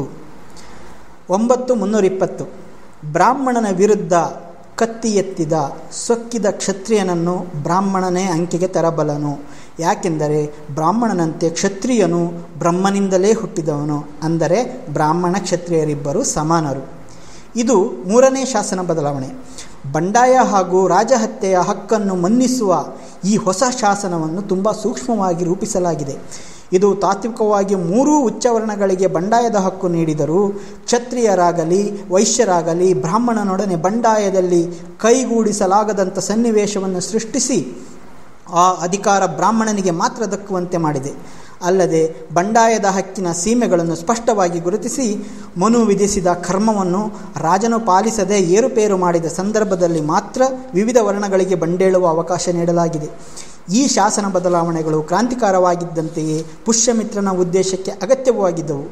ಕಡೆಯ ಮೌರ್ಯ ದೊರೆಯನ್ನು ಪುಷ್ಯಮಿತ್ರನು ಕೊಂದಿದ್ದರಿಂದ ಉಂಟಾದ ಸ್ಥಾನಪಲ್ಲಟವನ್ನು ಸಕ್ರಮಗೊಳಿಸಿ ಕಾನೂನು ಸಮ್ಮತಗೊಳಿಸುವುದೇ ಅವುಗಳ ಉದ್ದೇಶವಾಗಿತ್ತು. ಈ ಬದಲಾವಣೆಗಳ ಬಲದಿಂದ ಬ್ರಾಹ್ಮಣನು ಕಾನೂನುಬದ್ಧವಾಗಿಯೇ ರಾಜನಾಗಬಹುದು, ಕಾನೂನುಬದ್ಧವಾಗಿಯೇ ಶಸ್ತ್ರಾಸ್ತ್ರ ಹಿಡಿಯಬಹುದು, ಚಾತುರ್ವರ್ಣ ವಿರೋಧಿಯಾದ ದೊರೆಯನ್ನು ಕಾನೂನಿನ ಪ್ರಕಾರವೇ ಪದಚ್ಯುತಗೊಳಿಸಬಹುದು, ಇಲ್ಲವೇ ಕೊಲ್ಲಬಹುದು. ರಾಜನಿರಲಿ ಬ್ರಾಹ್ಮಣನ ಪರಮಾಧಿಕಾರವನ್ನು ವಿರೋಧಿಸುವ ಯಾವುದೇ ಪ್ರಜೆಯನ್ನು ಕಾನೂನುಬದ್ಧವಾಗಿ ಕೊಲ್ಲಬಹುದು. ಈ ರೀತಿ ಬ್ರಾಹ್ಮಣ ಧರ್ಮವು ಬ್ರಾಹ್ಮಣನ ಆಳ್ವಿಕೆಯ ಹಕ್ಕನ್ನು ಪ್ರತಿಷ್ಠಾಪಿಸಿದ್ದಲ್ಲದೆ ಈ ವಿಷಯದಲ್ಲಿ ಏಳಬಹುದಾದ ಯಾವುದೇ ಸಂದೇಹ ವಿವಾದಗಳಿಗೆ ತೆರೆ ಎಳೆಯಿತು. ಆದರೆ ಬ್ರಾಹ್ಮಣರಿಗೆ ಇದೂ ಸಾಲುತ್ತಿರಲಿಲ್ಲ. ಯಾಕೆಂದರೆ ಈ ಹೊಸ ಬದಲಾವಣೆ ಕೇವಲ ಹೆಮ್ಮೆ ಪ್ರತಿಷ್ಠೆಗಳ ಸಾಧನವಾಗಬಹುದಷ್ಟೇ ಹೊರತು ಲಾಭಾನುಕೂಲದ್ದಲ್ಲ. ಬ್ರಾಹ್ಮಣರು ಬ್ರಾಹ್ಮಣೇತರರಿಗೆ ಸರಿಸಮಾನವಾದ ಸಾಮಾನ್ಯ ಪ್ರಜೆಗಳಾಗಿದ್ದರೆ ಅವರಿಗೂ ಸಮಾನ ಹಕ್ಕು ಕರ್ತವ್ಯಗಳಿರುವುದಾದರೆ ಬ್ರಾಹ್ಮಣ ಆಳ್ವಿಕೆಗೆ ವಿಶೇಷ ಹೆಗ್ಗಳಿಕೆ ಎಲ್ಲಿ ಬಂತು? ಬ್ರಾಹ್ಮಣ ಆಳ್ವಿಕೆಯು ತನ್ನನ್ನು ತಾನು ಸಮರ್ಥಿಸಿಕೊಳ್ಳುವುದಿದ್ದರೆ ಅದು ಒಂದು ವರ್ಗವಾಗಿ ಸಕಲ ಬ್ರಾಹ್ಮಣರಿಗೂ ಕೆಲವು ವಿಶೇಷ ಸವಲತ್ತುಗಳು ಮತ್ತು ರಕ್ಷಣೆಯನ್ನು ಒದಗಿಸಿಕೊಡಬೇಕಿತ್ತು. ಹಾಗೆ ನೋಡಿದರೆ ಬ್ರಾಹ್ಮಣರ ಹಿರಿಮೆಯನ್ನು ಗುರುತಿಸಿ ಅವರಿಗೆ ವಿಶೇಷ ಅನುಕೂಲಗಳನ್ನು ಒದಗಿಸದಿದ್ದ ಪಕ್ಷದಲ್ಲಿ ಪುಷ್ಯಮಿತ್ರನ ಕ್ರಾಂತಿ ನಿರುಪಯುಕ್ತ ದುರ್ಗಾಳಿ ಅನಿಸಿಕೊಳ್ಳುತ್ತಿತ್ತು. ಇದನ್ನು ಅರಿತು ಸ್ಪಂದಿಸಿದ ಮನು ಬ್ರಾಹ್ಮಣರ ಏಕಸ್ವಾಮ್ಯವನ್ನು ಸ್ಥಾಪಿಸಿ ಅವರಿಗೆ ಕೆಲವು ರಕ್ಷಣೆ ಸವಲತ್ತುಗಳನ್ನು ಒದಗಿಸ ಹೊರಟದ್ದು ಸಂಹಿತೆಯಿಂದಲೇ ವೇದ್ಯವಾಗಿದೆ. ಮೊದಲು ಏಕಸ್ವಾಮ್ಯಗಳು 1:88 ಅಧ್ಯಯನ, ಅಧ್ಯಾಪನ, ತನಗಾಗಿ ಮತ್ತು ಇತರರಿಗಾಗಿ ಯಜ್ಞಯಾಗಾದಿಗಳನ್ನು ಮಾಡುವುದು, ದಾನ ಕೊಡುವುದು ಮತ್ತು ಸ್ವೀಕರಿಸುವುದು ಇವು ಬ್ರಾಹ್ಮಣನ ಕೆಲಸಗಳು. 10:1 ಸ್ವಕರ್ಮನಿರತವಾದ 3 ದ್ವಿಜವರ್ಣಗಳು ವೇದಾಧ್ಯಯನ ಮಾಡಬಹುದು, ಆದರೆ ಬೋಧನೆಯನ್ನು ಬ್ರಾಹ್ಮಣನು ಮಾತ್ರ ಮಾಡಬೇಕು, ಇತರರಲ್ಲ ಎಂಬುದು ನಿಶ್ಚಯ. 10:2 ಬ್ರಾಹ್ಮಣನು ವಿಧಿವತ್ತಾದ ಎಲ್ಲರ ವೃತ್ತಿ ಉಪಾಯಗಳನ್ನು ಅರಿತಿರಬೇಕು, ಎಲ್ಲರಿಗೂ ಬೋಧಿಸಬೇಕು ಮತ್ತು ತಾನು ವಿಧಿವತ್ತಾಗಿ ಜೀವಿಸಬೇಕು. 10:3 ನಿಯಮ, ಧಾರಣೆ, ಸಂಸ್ಕಾರ ಮತ್ತು ಪ್ರಕೃತಿ ವಿಶೇಷಗಳಿಂದ ಬ್ರಾಹ್ಮಣನೇ ಎಲ್ಲ ವರ್ಣಗಳಲ್ಲಿ ಸರ್ವಶ್ರೇಷ್ಠನಾದ್ದರಿಂದ ಎಲ್ಲ ವರ್ಣಗಳಿಗೂ ಆತನೇ ಪ್ರಭು. 10:74 ಸ್ವಕರ್ಮನಿಷ್ಠರಾದ ಬ್ರಹ್ಮಧ್ಯಾನ ನಿರತರಾದ ಬ್ರಾಹ್ಮಣರು ಕ್ರಮವಾಗಿ ಈ ಮುಂದಿನ 6 ಕರ್ಮಗಳನ್ನು ಆಚರಿಸಬೇಕು. 10:75 ಅಧ್ಯಾಪನ, ಅಧ್ಯಯನ, ಸ್ವಂತಕ್ಕಾಗಿ ಯಜ್ಞ ಮಾಡುವುದು, ಯಜ್ಞ ಮಾಡಿಸುವುದು, ದಾನ ಕೊಡುವುದು ಮತ್ತು ಸ್ವೀಕರಿಸುವುದು ಇವೇ ಆ ಷಟ್ಕರ್ಮಗಳು. 10:76 ಈ 6 ಕರ್ಮಗಳಲ್ಲಿ ಅಧ್ಯಾಪನ, ಯಜ್ಞ ಮತ್ತು ಸತ್ಪಾತ್ರರಿಂದ ದಾನ ಸ್ವೀಕಾರ ಇವು ಬ್ರಾಹ್ಮಣನ ಜೀವನೋಪಾಯಗಳು. 10:77 ಕ್ಷತ್ರಿಯನಿಗೆ 3 ಕರ್ಮಗಳು: ಅಧ್ಯಾಪನ, ಬೇರೆಯವರಿಗಾಗಿ ಯಜ್ಞ ಮತ್ತು ದಾನ ಸ್ವೀಕಾರಗಳು ನಿಷಿದ್ಧ. ಕ್ಷತ್ರಿಯನಿಗೆ 3 ಕರ್ಮಗಳು ನಿಷಿದ್ಧ, ಅಂದರೆ ಅಧ್ಯಾಪನ, ಬೇರೆಯವರಿಗಾಗಿ ಯಜ್ಞ ಮತ್ತು ದಾನ ಸ್ವೀಕಾರ. 10:78 ಇದೇ ರೀತಿ ಇವೇ ಕರ್ಮಗಳು ವೈಶ್ಯರಿಗೂ ನಿಷಿದ್ಧ. ಪ್ರಜಾಪತಿಯಾದ ಮನುವು ಆ ಕರ್ಮಗಳನ್ನು ಆವರಣಗಳಿಗೆ ಕೊಟ್ಟಿಲ್ಲ. 10:79 ಕ್ಷತ್ರಿಯರಿಗೆ ಶಸ್ತ್ರಾಸ್ತ್ರ, ವೈಶ್ಯರಿಗೆ ವಣಿಕ ವೃತ್ತಿ, ಕೃಷಿ ಮತ್ತು ಪಶುಪಾಲನೆಗಳೇ ಜೀವನೋಪಾಯಗಳು. ದಾನ, ಅಧ್ಯಯನ ಮತ್ತು ಯಜ್ಞ ಅವರ ಕರ್ಮಗಳು. ಇಲ್ಲಿ ಮನು ವೇದ ಬೋಧನೆ, ಯಜ್ಞ ಮಾಡುವುದು ಇತರರಿಗಾಗಿ ಮತ್ತು ದಾನ ಸ್ವೀಕಾರಗಳನ್ನು ಬ್ರಾಹ್ಮಣರ ಏಕಸ್ವಾಮ್ಯಕ್ಕೆ ಒಳಪಡಿಸಿದ್ದಾನೆ. ಇನ್ನು ಕೆಳಗಿನವು ಬ್ರಾಹ್ಮಣರಿಗೆ ದೊರೆತ ವಿಶೇಷ ರಕ್ಷಣೆಗಳು. ಇವು 2 ಬಗೆಯಾಗಿವೆ. ಒಂದು ತೆರಿಗೆ ಕಟ್ಟದಿರುವ ಸ್ವಾತಂತ್ರ್ಯ, ಇನ್ನೊಂದು ಕೆಲ ಬಗೆಯ ಶಿಕ್ಷೆಗಳಿಂದ ವಿನಾಯಿತಿ. 833 ರಾಜನು ಎಂಥ ವಿಪತ್ಕಾಲದಲ್ಲಿಯೂ ಶ್ರೋತ್ರಿಯನಿಂದ ಕರ ವಸೂಲಿ ಮಾಡಬಾರದು ಮತ್ತು ರಾಜ್ಯದ ಯಾವ ಶ್ರೋತ್ರಿಯನೂ ಹಸಿವಿನ ಬಾಧೆಯಿಂದ ನರಳಬಾರದು. 822 ಅಧರ್ಮ ಹಾಗೂ ಅನ್ಯಾಯ ತಡೆಯಲು ಮತ್ತು ಸುಳ್ಳು ಸಾಕ್ಷಿ ನಿಯಂತ್ರಿಸಲು ಈ ದಂಡನೆಗಳನ್ನು ವಿಧಿಸಲಾಗಿದೆ ಎನ್ನುತ್ತಾರೆ. 823 ಧಾರ್ಮಿಕವಾದ ರಾಜನು ಸುಳ್ಳು ಸಾಕ್ಷ್ಯ ಹೇಳಿದ 3 ವರ್ಣಗಳವರೆಗೆ ದಂಡ ವಿಧಿಸಿ ಊರಿಂದ ಓಡಿಸಬೇಕು. ಆದರೆ ಬ್ರಾಹ್ಮಣನಿಗೆ ದಂಡ ವಿಧಿಸದೆ ಹಾಗೆ ಓಡಿಸಬೇಕು. 824 3 ವರ್ಣಗಳಿಗೆ ಸ್ವಯಂಭುವ ಮನುವು 10 ದಂಡಸ್ಥಾನಗಳನ್ನು ಹೇಳಿದ್ದಾನೆ, ಆದರೆ ಬ್ರಾಹ್ಮಣರಿಗೆ ದಂಡವಿಲ್ಲ. 8379 ಬ್ರಾಹ್ಮಣರಿಗೆ ತಲೆ ಬೋಳಿಸುವುದೇ ಮರಣದಂಡನೆಗೆ ಸಮ. ಇತರ ವರ್ಣಗಳಿಗೆ ಮರಣದಂಡನೆಯನ್ನೇ ವಿಧಿಸಬಹುದು. 8380 ಸರ್ವ ಪಾಪಗಳನ್ನು ಮಾಡಿದಾಗ್ಯೂ ಬ್ರಾಹ್ಮಣನನ್ನು ವಧಿಸಬಾರದು, ಆತನನ್ನು ದಂಡಿಸದೆ ಸಮಗ್ರ ಧನಸಹಿತವಾಗಿ ರಾಷ್ಟ್ರದಿಂದ ಓಡಿಸಬೇಕು. ಹೀಗೆ ಮನುವು ಬ್ರಾಹ್ಮಣನನ್ನು ಸಾಮಾನ್ಯ ದಂಡ ಸಂಹಿತೆಗೆ ಅತೀತನಾಗಿ ಇರಿಸಿದ್ದಾನೆ. ಮರಣದಂಡನೆಗೆ ಯೋಗ್ಯವಾದ ಅಪರಾಧಗಳನ್ನು ಮಾಡಿದರೂ ಆತನ ಕೂದಲು ಕೊಂಕಿಸದೆ ಎಲ್ಲ ಸ್ವತ್ತುಗಳ ಸಮೇತ ದೇಶ ತೊರೆಯಲು ಬಿಡಬೇಕು. ಆತನಿಗೆ ದಂಡಶುಲ್ಕವೂ ಇಲ್ಲ, ಮರಣದಂಡನೆಯೂ ಇಲ್ಲ. ಆತ ಅನುಭವಿಸಿದ್ದು ಕೇವಲ ದೇಶಭ್ರಷ್ಟತೆ. ಹೋಬ್ಸ್ ಮಾತಿನಲ್ಲಿ ಹೇಳುವುದಾದರೆ, ಈ ಎಲ್ಲ ಬಗೆಯ ಘೋರ ಪಾತಕಗಳನ್ನು ಮಾಡಿದ ಮೇಲೂ ಅನುಭವಿಸುವುದು ಹವಾ ಬದಲಾವಣೆ ಮಾತ್ರ. ಮನು ಇವಲ್ಲದೆ ಬ್ರಾಹ್ಮಣನಿಗೆ ಕೆಲವು ಸವಲತ್ತುಗಳನ್ನು ಕೊಟ್ಟ. ಅದರಲ್ಲಿ ಮೊದಲನೆಯದು ನ್ಯಾಯಾಧಿಕಾರಿ ಬ್ರಾಹ್ಮಣನೇ ಆಗಿರಬೇಕು. 8-9 ತಾನೇ ಕಾರ್ಯದರ್ಶನ ಅಂದರೆ ಅಪರಾಧ ವಿಚಾರಣೆ ಮಾಡಲಾಗದ ರಾಜನು ಆ ಸ್ಥಾನಕ್ಕೆ ವಿದ್ವಾಂಸನಾದ ಬ್ರಾಹ್ಮಣನನ್ನು ನೇಮಿಸಲಿ. 8-10 ಆತನು ಬ್ರಾಹ್ಮಣನು 3 ಸಭ್ಯರೊಂದಿಗೆ ಸಭೆ ಪ್ರವೇಶಿಸಿ ಕುಳಿತು ಅಥವಾ ನಿಂತು ವಿಚಾರಣೆ ನಡೆಸಬೇಕು. ಮಿಕ್ಕ ಸವಲತ್ತುಗಳು ಹಣಕಾಸಿಗೆ ಸಂಬಂಧಪಟ್ಟವು. 8-37 ವಿದ್ವಾಂಸರು ಎಲ್ಲರಿಗೂ ಅಧಿಪತಿಯಾದ್ದರಿಂದ ಬ್ರಾಹ್ಮಣನ ಕಣ್ಣಿಗೆ ಬಿದ್ದ ಪುರಾತನ ನಿಧಿಯು ಆತನಿಗೆ ಸಲ್ಲುತ್ತದೆ. 8-38 ಅದೇ ರಾಜನಿಗೆ ನಿಧಿ ಸಿಕ್ಕಿದರೆ ಅದರಲ್ಲಿ ಅರ್ಧವನ್ನು ಬ್ರಾಹ್ಮಣರಿಗೆ ಕೊಟ್ಟು ಉಳಿದರ್ಧವನ್ನು ರಾಜಕೋಶಕ್ಕೆ ಸೇರಿಸಬೇಕು. 9-323 ತನ್ನ ಕಾಲ ಸನ್ನಿಹಿತವಾದ ರಾಜನು ದಂಡಶುಲ್ಕಗಳು ಸೇರಿದಂತೆ ಎಲ್ಲ ಧನವನ್ನು ಬ್ರಾಹ್ಮಣರಿಗೆ, ರಾಜ್ಯವನ್ನು ಮಗನಿಗೆ ಒಪ್ಪಿಸಿ ರಣಭೂಮಿಯಲ್ಲಿ ಸಾವು ಪಡೆಯಬೇಕು. 987 ಸಪಿಂಡರಲ್ಲಿ 3 ಹಂತದವರೆಗೆ ಧನವು ಸೇರುತ್ತದೆ. ಸಪಿಂಡರು ಇಲ್ಲವಾದರೆ ಸ್ವಂತ ಕುಲದವರು, ನಂತರ ಆಚಾರ್ಯ, ನಂತರ ಶಿಷ್ಯರೇ ಉತ್ತರಾಧಿಕಾರಿಗಳು. 988 ಇನ್ಯಾರೂ ಇಲ್ಲದಿದ್ದರೆ 3 ವೇದಗಳಲ್ಲಿ ಪಾರಂಗತವರಾದ, ಶುಚಿಯಾದ ಹಾಗೂ ಯೋಗ್ಯರಾದ ಬ್ರಾಹ್ಮಣರೇ ಸಂಪತ್ತಿನ ಉತ್ತರಾಧಿಕಾರಿಗಳು. ಅಂಥ ಸಂದರ್ಭದಲ್ಲಿ ಧರ್ಮಚ್ಯುತಿಯಾಗುವುದಿಲ್ಲ. 989 ಬ್ರಾಹ್ಮಣ ದ್ರವ್ಯವನ್ನು ರಾಜನು ಎಂದೂ ತೆಗೆದುಕೊಳ್ಳಬಾರದು. ಇತರ 3 ವರ್ಣಗಳವರಲ್ಲಿ ಉತ್ತರಾಧಿಕಾರಿಯ ಅಭಾವವಿದ್ದಾಗ ರಾಜನೇ ಅವರ ಸಂಪತ್ತನ್ನು ವಶಪಡಿಸಿಕೊಳ್ಳಬಹುದು. ಇವು ಬ್ರಾಹ್ಮಣರಿಗೆ ಮನು ಕೊಟ್ಟ ಅನುಕೂಲ, ರಕ್ಷಣೆ, ಸವಲತ್ತುಗಳಲ್ಲಿ ಕೆಲವು. ಇವೆಲ್ಲ ಬ್ರಾಹ್ಮಣನೇ ಒಬ್ಬ ರಾಜನಾದದ್ದರ ದ್ಯೋತಕ. ಬ್ರಾಹ್ಮಣ ಧರ್ಮದ ಬೆಂಬಲಿಗರಿಗೆ ಬ್ರಾಹ್ಮಣ ಧರ್ಮವೇ ಸರ್ವಶ್ರೇಷ್ಠ ಎಂಬ ನಂಬಿಕೆ ಎಷ್ಟು ಗಾಢವಾದುದೆಂದರೆ, ಮನುಶಾಸನದ ಸ್ವರೂಪಕ್ಕಾಗಿ ಪಶ್ಚಾತ್ತಾಪಪಟ್ಟು ಕ್ಷಮೆ ಯಾಚಿಸುವವರು ಈಗಲೂ ಸಿಕ್ಕುವುದಿಲ್ಲ. ಅದರ ಬದಲು ಅವರು ಮನುಸಂಹಿತೆಯಿಂದಾಗಿ ಬ್ರಾಹ್ಮಣರಿಗಾದ ಅನಾನುಕೂಲಗಳನ್ನೇ ದಣಿವರಿಯದೆ ಎತ್ತಿ ಎತ್ತಿ ತೋರಿಸುತ್ತಾರೆ. ಬಡತನ ಮತ್ತು ಸೇವೆಗಳೇ ಬ್ರಾಹ್ಮಣರ ಮುಂದೆ ಮನು ಇರಿಸಿದ ಆದರ್ಶವೆಂದು ಸಾಧಿಸುವುದೇ ಅವರ ಉದ್ದೇಶ. ಮನು ಬ್ರಾಹ್ಮಣರಿಗೆ ಕೆಲವು ಅನಾನುಕೂಲ ಇಟ್ಟಿದ್ದೇನೋ ನಿಜ, ಆದರೆ ಅಷ್ಟು ಮಾತ್ರದಿಂದಲೇ ಬಡತನ ಮತ್ತು ಸೇವೆಗಳೇ ಮನು ಸೂಚಿಸಿದ ಆದರ್ಶ ಅನ್ನುವುದು ಬೇಕೆಂದೇ ಸೃಷ್ಟಿಸಿದ ಶುದ್ಧಾಂಗ ಅಪಕಲ್ಪನೆ. ಅದಕ್ಕೆ ಮನುಸ್ಮೃತಿಯಲ್ಲಿ ಯಾವ ಆಧಾರವೂ ಇಲ್ಲ. ಮನು ಈ ಅನಾನುಕೂಲಗಳನ್ನಾದರೂ ಸೃಷ್ಟಿಸಿದ್ದು ಏಕೆಂದು ತಿಳಿಯಬೇಕಾದರೆ 2 ಸಂಗತಿಗಳನ್ನು ಗಮನದಲ್ಲಿರಬೇಕು.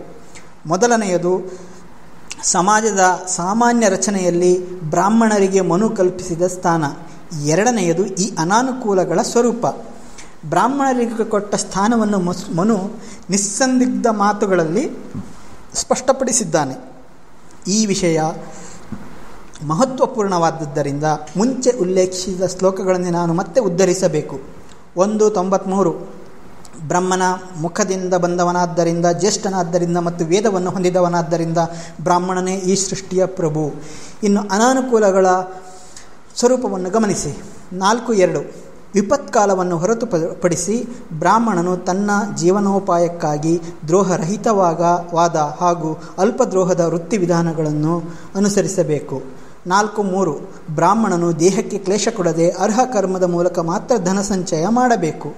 8:337 ಶೂದ್ರ ಮಾಡಿದ ಕಳ್ಳತನಕ್ಕೆ 8 ಪಟ್ಟು ದಂಡನೆ, ವೈಶ್ಯನಿಗೆ 16 ಪಟ್ಟು ದಂಡನೆ ಮತ್ತು ಕ್ಷತ್ರಿಯನಿಗೆ 32 ಪಟ್ಟು ದಂಡನೆ. 8:338 ದೋಷವನ್ನನುಸರಿಸಿ ಬ್ರಾಹ್ಮಣನಿಗೆ 64 ಪಟ್ಟು ಅಥವಾ 100 ಪಟ್ಟು ಅಥವಾ 128 ಪಟ್ಟು ದಂಡನೆ ವಿಧಿಸಬೇಕು. 8:383 ರಕ್ಷಿತ ಕ್ಷತ್ರಿಯ ಅಥವಾ ವೈಶ್ಯ ಸ್ತ್ರೀಯ ಸಂಘದಿಂದ ಬ್ರಾಹ್ಮಣನಿಗೆ ಮತ್ತು ರಕ್ಷಿತ ಶೂದ್ರ ಸ್ತ್ರೀ ಸಂಘ ಮಾಡಿದ ಕ್ಷತ್ರಿಯ ವೈಶ್ಯರಿಗೆ ತಲಾ 1000 ಪಣ ದಂಡ ವಿಧಿಸಬೇಕು. 8:384 ಅನಾಥ ಕ್ಷತ್ರಿಯ ಹೆಣ್ಣಿನ ಸಂಘ ಮಾಡುವ ವೈಶ್ಯನಿಗೆ 3 ಪಣ ದಂಡ. ಅದೇ ತಪ್ಪಿಗೆ ಕ್ಷತ್ರಿಯನ ತಲೆಯನ್ನು ಮೂತ್ರದಿಂದ ಬೋಳಿಸಬೇಕು ಅಥವಾ ಅಷ್ಟೇ ದಂಡ ತೆರಬೇಕು. 8:385 ಬ್ರಾಹ್ಮಣನು ಅನಾಥ ಕ್ಷತ್ರಿಯ, ವೈಶ್ಯ ಅಥವಾ ಶೂದ್ರ ಸ್ತ್ರೀಯನ್ನು ಭೋಗಿಸಿದರೆ 500 ಪಣ ದಂಡನೆ. ಅದೇ ಅಂತ್ಯಜ ಸ್ತ್ರೀಯನ್ನು ಭೋಗಿಸಿದರೆ 1000 ಪಣ ದಂಡ. ಮನುವು ಬ್ರಾಹ್ಮಣರಿಗೆ ಕಲ್ಪಿಸಿಕೊಟ್ಟ ಸ್ಥಾನಮಾನದ ಹಿನ್ನೆಲೆಯಲ್ಲಿ ಈ ಅನಾನುಕೂಲಗಳನ್ನು ಪರಿಶೀಲಿಸಿದರೆ ಇವುಗಳ ಉದ್ದೇಶ ಬ್ರಾಹ್ಮಣನಿಗೆ ಕ್ಲೇಶ ಕೊಡುವುದಾಗಿರಲಿಲ್ಲ ಎಂಬುದು ಸ್ವಯಂ ವೇದ್ಯವಾಗಿದೆ. ಅದಕ್ಕೆ ಪ್ರತಿಯಾಗಿ ತಾನು ಯಾವ ಉತ್ತುಂಗ ಶಿಖರದ ಮೇಲೆ ಬ್ರಾಹ್ಮಣರನ್ನು ಇರಿಸಿದ್ದನೋ ಅಲ್ಲಿಂದ ಅವರು ಕೆಳಗುರುಳಿ ಬಿದ್ದು ಬ್ರಾಹ್ಮಣೇತರರ ಮುಂದೆ ಮಾನಗೇಡಿಗಳಾಗಬಾರದೆಂಬುದೇ ಮನುವಿನ ಕಾಳಜಿಯಾಗಿತ್ತು. ಬ್ರಾಹ್ಮಣರನ್ನು ಬಡತನ, ದಾರಿದ್ರ್ಯಕ್ಕೆ ದುಡುವುದು ಮನುವಿನ ಉದ್ದೇಶವಾಗಿರಲಿಲ್ಲವೆಂಬುದು ಮನುಸ್ಮೃತಿಯ ಇತರ ವಿಧಗಳಿಂದಲೂ ಗೊತ್ತಾಗುತ್ತದೆ. ಇದಕ್ಕೆ ಸಂಬಂಧಿಸಿದಂತೆ ವಿಪತ್ಕಾಲ ಬಂದಾಗ ಬ್ರಾಹ್ಮಣನ ನಡವಳಿಕೆ ಹೇಗಿರಬೇಕೆಂದು ಸೂಚಿಸುವ ಮನುಸ್ಮೃತಿಯ ನಿಯಮಗಳನ್ನು ಉಲ್ಲೇಖಿಸಬೇಕು. 1080 ವಿವಿಧ ವೃತ್ತಿಗಳಲ್ಲಿ ಬ್ರಾಹ್ಮಣನಿಗೆ ವೇದಾಭ್ಯಾಸ, ಕ್ಷತ್ರಿಯನಿಗೆ ರಕ್ಷಣಾ ಕಾರ್ಯ ಮತ್ತು ವೈಶ್ಯನಿಗೆ ಕೃಷಿ ಇವೇ ವಿಶಿಷ್ಟವಾದ ಸ್ವಕರ್ಮಗಳು. 1081 ಆದರೆ ಬ್ರಾಹ್ಮಣನಿಗೆ ಸ್ವಕರ್ಮದಿಂದ ಜೀವ ನಿರ್ವಹಣೆ ಸಾಧ್ಯವಿಲ್ಲವೆಂದಾದರೆ ನಂತರದ ಕ್ಷಾತ್ರ ವೃತ್ತಿಯನ್ನು ಅವಲಂಬಿಸಬಹುದು. 1082 ಇವೆರಡೂ ವೃತ್ತಿಗಳಿಂದ ಜೀವನ ನಿರ್ವಹಣೆ ಸಾಧ್ಯವಾಗದಿದ್ದರೆ ಕೃಷಿ ಹಾಗೂ ಗೋರಕ್ಷಣೆಯ ವೈಶ್ಯ ವೃತ್ತಿಯನ್ನು ಬ್ರಾಹ್ಮಣನು ಅವಲಂಬಿಸಬಹುದು. 1083 ಆದರೆ ವೈಶ್ಯ ವೃತ್ತಿಯನ್ನು ಅವಲಂಬಿಸಿದ ಬ್ರಾಹ್ಮಣರು ಮತ್ತು ಕ್ಷತ್ರಿಯರು ಹಿಂಸಾಮಯವಾದ ಹಾಗೂ ಪರಾಧೀನವಾದ ಕೃಷಿಯನ್ನು ತ್ಯಜಿಸಲು ಯತ್ನಿಸಬೇಕು. 1084 ಕೃಷಿಯು ಅರ್ಹ ವೃತ್ತಿ ಎನಿಸಿದರೂ ನೆಲವನ್ನು ಉಳುವಾಗ ಮರದ ಹಿಡಿ ಮತ್ತು ಕಬ್ಬಿಣ ಮೂತಿಯ ನೇಗಿಲಿನಿಂದ ಭೂಮಿಗೂ ಜಂತುಗಳಿಗೂ ಹಾನಿಯಾಗುವುದರಿಂದ ಅದು ಹಿಂಸಾಮಯವಾದುದು. 1085 ನಿರ್ವಾಹವಿಲ್ಲದೆ ವೈಶ್ಯವೃತ್ತಿಯನ್ನು ಅವಲಂಬಿಸಿದ ಬ್ರಾಹ್ಮಣ ಕ್ಷತ್ರಿಯರು ಸಂಪದ ಅಭಿವೃದ್ಧಿಗಾಗಿ ಈ ಕೆಳಗಿನ ವಸ್ತುಗಳನ್ನು ಬಿಟ್ಟು ಉಳಿದವನ್ನು ವಿಕ್ರಯಿಸಬಹುದು. ಈ ಅನಾನುಕೂಲಗಳೆಲ್ಲ ಬ್ರಾಹ್ಮಣನ ಪಾಲಿಗೆ ಹಕ್ಕಿನೋಪಾದಿಯಲ್ಲಿ ಮೀಸಲಾದ ವೃತ್ತಿಯಲ್ಲಿ ಆತ ಸಮೃದ್ಧನಾಗಿರುವವರೆಗೆ ಮಾತ್ರ ಎಂಬುದನ್ನು ಇಲ್ಲಿ ಗಮನಿಸಬಹುದು. ಆದರೆ ವಿಪತ್ಕಾಲಕ್ಕೆ ಒದಗಿದೊಡನೆ ಈ ಅನಾನುಕೂಲಗಳು ಮಾಯವಾಗುತ್ತವೆ ಮತ್ತು ಆತ ಸ್ವಕರ್ಮ ವೃತ್ತಿಯಲ್ಲದೆ ಬೇರೆ ಯಾವ ವೃತ್ತಿಯನ್ನು ಅವಲಂಬಿಸಲು ಸ್ವತಂತ್ರನಾಗುತ್ತಾನೆ, ಬ್ರಾಹ್ಮಣನಾಗಿಯೂ ಉಳಿಯುತ್ತಾನೆ. ಇಷ್ಟರ ಮೇಲೆ ವಿಪತ್ಕಾಲ ಬಂದೊದಗಿದೆಯೋ ಇಲ್ಲವೋ ಎಂಬುದು ಬ್ರಾಹ್ಮಣನ ಸ್ವಂತ ವಿವೇಚನೆಗೆ ಬಿಟ್ಟ ನಿರ್ಧಾರ. ಆದ್ದರಿಂದ ಸುಖ ಸಮೃದ್ಧಿಯಲ್ಲಿರುವ ಬ್ರಾಹ್ಮಣ ಕೂಡ ತನ್ನ ಆತ್ಮಸಾಕ್ಷಿಯ ಬಾಯಿ ಮುಚ್ಚಿಸಿ ವಿಪತ್ಕಾಲದ ವೃತ್ತಿಗಳನ್ನು ಹಿಡಿದು ತನ್ನ ಗಳಿಕೆ ಹೆಚ್ಚಿಸಿಕೊಳ್ಳಲು ಯಾವ ಅಡೆತಡೆಯೂ ಇಲ್ಲ. ಬ್ರಾಹ್ಮಣರಿಗೆ ಐಹಿಕ ಲಾಭ ಒದಗಿಸಿಕೊಡುವ ಇತರ ವಿಧಿನಿಯಮಗಳು ಮನುಸ್ಮೃತಿಯಲ್ಲಿವೆ. ಅವು ದಕ್ಷಿಣೆ ಮತ್ತು ದಾನ. ಬ್ರಾಹ್ಮಣನು ಯಾವುದೇ ಧಾರ್ಮಿಕ ಸಮಾರಂಭ ನಡೆಸಿಕೊಡಬೇಕಾದಾಗ ವಿಧಿಸಬಹುದಾದ ಶುಲ್ಕವೇ ದಕ್ಷಿಣೆ. ಬ್ರಾಹ್ಮಣ ಧರ್ಮವಂತೂ ವಿಧಿ ವಿಧಾನ ಆಚರಣೆಗಳಿಂದ ತುಂಬಿ ಹೋಗಿದೆ. ಇದು ಬ್ರಾಹ್ಮಣರಿಗೆ ಎಂಥ ಮಹತ್ವದ ಆದಾಯದ ಮೂಲವಾಗಿರಬೇಕೆಂಬುದನ್ನು ಊಹಿಸುವುದು ಕಷ್ಟವಲ್ಲ. ಅಲ್ಲಿ ಪುರೋಹಿತನಿಗೆ ಶುಲ್ಕ ಕೊಡದಿರುವ ಸಂದರ್ಭವೇ ಇರಲಿಲ್ಲ. ದಕ್ಷಿಣೆಯ ಕಲ್ಪನೆಯೊಂದಿಗೆ ಅಂಟಿಕೊಂಡ ಧಾರ್ಮಿಕ ಪ್ರಜ್ಞೆಯೇ ಪಾವತಿ ಖಾತ್ರಿಗೊಳಿಸಲು ಸಾಕಾಗಿತ್ತು. ಆದರೆ ಮನು ಇಷ್ಟಕ್ಕೆ ನಿಲ್ಲದೆ ಬ್ರಾಹ್ಮಣರಿಗೆ ವಸೂಲಿಯ ಹಕ್ಕನ್ನು ನೀಡ ಬಯಸಿದ್ದ. 1138 ಧನಿಕನು ಆಜ್ಞಾಧೇಯ ಆಚರಣೆಗಾಗಿ ಪ್ರಜಾಪತಿಗೆ ಪ್ರಿಯವಾದ ಕುದುರೆಯನ್ನು ಬ್ರಾಹ್ಮಣನಿಗೆ ದಕ್ಷಿಣೆ ಕೊಡದಿದ್ದರೆ ಅಂಥವನು ಪವಿತ್ರ ಅಗ್ನಿಯನ್ನು ಹೊತ್ತಿಸದವನಿಗೆ ಸಮ. 1139 ಶುದ್ಧನೂ ಜಿತೇಂದ್ರಿಯನೂ ಆದವನು ಬೇಕಾದರೆ ಅನ್ಯ ಪುಣ್ಯ ಕಾರ್ಯಗಳನ್ನು ಮಾಡಲಿ, ಆದರೆ ಅಲ್ಪ ದಕ್ಷಿಣೆಗೆ ಆತ ಎಂದೂ ಯಜ್ಞ ಮಾಡಬಾರದು. 1140 ಅಲ್ಪ ದಕ್ಷಿಣೆಯ ಯಜ್ಞದಿಂದ ಇಂದ್ರಿಯಗಳು, ಯಶಸ್ಸು, ಸ್ವರ್ಗ, ಆಯಸ್ಸು, ಕೀರ್ತಿ, ಮಕ್ಕಳು ಮತ್ತು ಗೋವುಗಳೆಲ್ಲವೂ ನಾಶವಾಗುತ್ತವೆ. ಆದ್ದರಿಂದ ಅಲ್ಪಧನನು ಯಜ್ಞವನ್ನು ಮಾಡಲೇಬಾರದು. ದಕ್ಷಿಣೆ ಪಡೆಯಲು ಬ್ರಾಹ್ಮಣನು ಏನೇ ಮಾಡಿದರೂ ಕಾನೂನಿನ ದೃಷ್ಟಿಯಲ್ಲಿ ಅದು ಅಪರಾಧವಾಗಲಾರದು ಎನ್ನುವವರೆಗೂ ಮನು ಮುಂದುವರಿಯುತ್ತಾನೆ. 849 ಆತ್ಮರಕ್ಷಣೆಗಾಗಿ ಅಥವಾ ದಕ್ಷಿಣೆಗಾಗಿ ಉಂಟಾದ ವ್ಯಾಜ್ಯದಲ್ಲಿ ಅಥವಾ ಸ್ತ್ರೀಯರು ಮತ್ತು ಬ್ರಾಹ್ಮಣರ ರಕ್ಷಣೆಗಾಗಿ ಬ್ರಾಹ್ಮಣನು ಕೊಲೆ ಮಾಡಿದರೂ ಅಪರಾಧವಲ್ಲ. ಆದರೂ ಬ್ರಾಹ್ಮಣರಿಗೆ ಫಲಪ್ರದ ಆದಾಯದ ಮೂಲವೆಂದರೆ ದಾನವೇ. ಬ್ರಾಹ್ಮಣರಿಗೆ ರಾಜರು ದಾನ ಮಾಡಬೇಕೆಂದು ಮನು ವಿಧಿಸುತ್ತಾನೆ. 879 ಉದಾರ ದಕ್ಷಿಣೆಗಳನ್ನು ಕೊಟ್ಟು ರಾಜನು ಯಾಗಗಳನ್ನು ಮಾಡಬೇಕು. ಧರ್ಮಾರ್ಥವಾಗಿ ಬ್ರಾಹ್ಮಣರಿಗೆ ಧನ ಭೋಗಾದಿಗಳನ್ನು ಕೊಡಬೇಕು. 882 ಗುರುಕುಲದಿಂದ ವಿದ್ಯಾಭ್ಯಾಸ ಮುಗಿಸಿ ಬಂದ ಬ್ರಾಹ್ಮಣರಿಗೆ ರಾಜರು ಉಚಿತ ದಾನಗಳ ಮೂಲಕ ಗೌರವಿಸಬೇಕು. ಬ್ರಾಹ್ಮಣರಿಗೆ ಕೊಟ್ಟ ಧನ ರಾಜನ ಪಾಲಿಗೆ ಅಕ್ಷಯ ನಿಧಿಯಂತೆ. 883 ಆ ಹಣವನ್ನು ಕಳ್ಳರಾಗಲಿ ಶತ್ರುಗಳಾಗಲಿ ಅಪಹರಿಸಲಾರರು. ಆದ್ದರಿಂದ ರಾಜರು ಬ್ರಾಹ್ಮಣರ ಬಳಿ ಅಕ್ಷಯ ನಿಧಿಯನ್ನು ಇಡಬೇಕು. 11.4 ಯಜ್ಞಾರ್ಥವಾಗಿ ರಾಜನು ವೇದವಿದರಾದ ಬ್ರಾಹ್ಮಣರಿಗೆ ಸಕಲ ರತ್ನಗಳು ಹಾಗೂ ದಕ್ಷಿಣೆಯನ್ನು ಕೊಡಬೇಕು. ರಾಜರಿಗೆ ಮನು ವಿಧಿಸಿದ ಈ ಕಟ್ಟಳೆ ಬ್ರಾಹ್ಮಣರ ಪಾಲಿಗೆ ಭರವಸೆ ಮಾತ್ರವಾಗಿ ಏನು ಉಳಿಯಲಿಲ್ಲ. ಭೂಗರ್ಭ ವಿಜ್ಞಾನಿಗಳು ಶೋಧಿಸಿರುವ ದಾನಪತ್ರಗಳ ಸಂಖ್ಯೆಯೇ ಬ್ರಾಹ್ಮಣರು ಈ ಉತ್ತೇಜನವನ್ನು ಸೊಂಪಾಗಿ ಬಳಸಿಕೊಂಡದಕ್ಕೆ ಸಾಕ್ಷಿಯಾಗಿದೆ.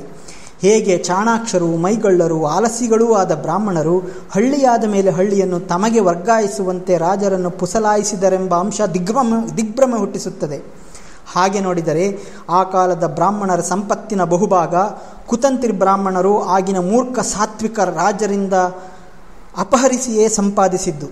ರಾಜರಿಂದ ಬ್ರಾಹ್ಮಣರು ದಾನವೆಂಬ ಹೆಸರಿನ ಸುಲಿಗೆ ಮಾಡುವಷ್ಟಕ್ಕೆ ಮನು ತೃಪ್ತಿಗೊಳ್ಳಲಿಲ್ಲ. ಬದಲು ಸಾರ್ವಜನಿಕರಿಂದಲೂ ಅದನ್ನೇ ಮಾಡುವಂತೆ ಬ್ರಾಹ್ಮಣರಿಗೆ 3 ರೀತಿಯಲ್ಲಿ ಅವಕಾಶ ಕೊಟ್ಟಿದ್ದಾನೆ. ಮೊದಲನೆಯದಾಗಿ, ದಾನ ಮಾಡುವುದು ಸಾತ್ವಿಕರ ಕರ್ತವ್ಯ ಎಂದು ಬೋಧಿಸುವುದಲ್ಲದೆ ಬ್ರಾಹ್ಮಣರಿಗೆ ಕೊಟ್ಟ ದಾನವೇ ಶ್ರೇಷ್ಠ ಎಂದು ಬಣ್ಣಿಸುತ್ತಾನೆ. 785 ಬ್ರಾಹ್ಮಣೇತರರಿಗೆ ಕೊಟ್ಟ ದಾನ ಸಾಮಾನ್ಯ, ಬ್ರಾಹ್ಮಣರಿಗೆ ಕೊಟ್ಟದ್ದು ದುಪ್ಪಟ್ಟು ಫಲಕಾರಿ. ಅಧ್ಯಯನಶೀಲ ಬ್ರಾಹ್ಮಣನಿಗೆ ಕೊಟ್ಟ ದಾನ ಶತಸಹಸ್ರ ಫಲವುಳ್ಳದ್ದು.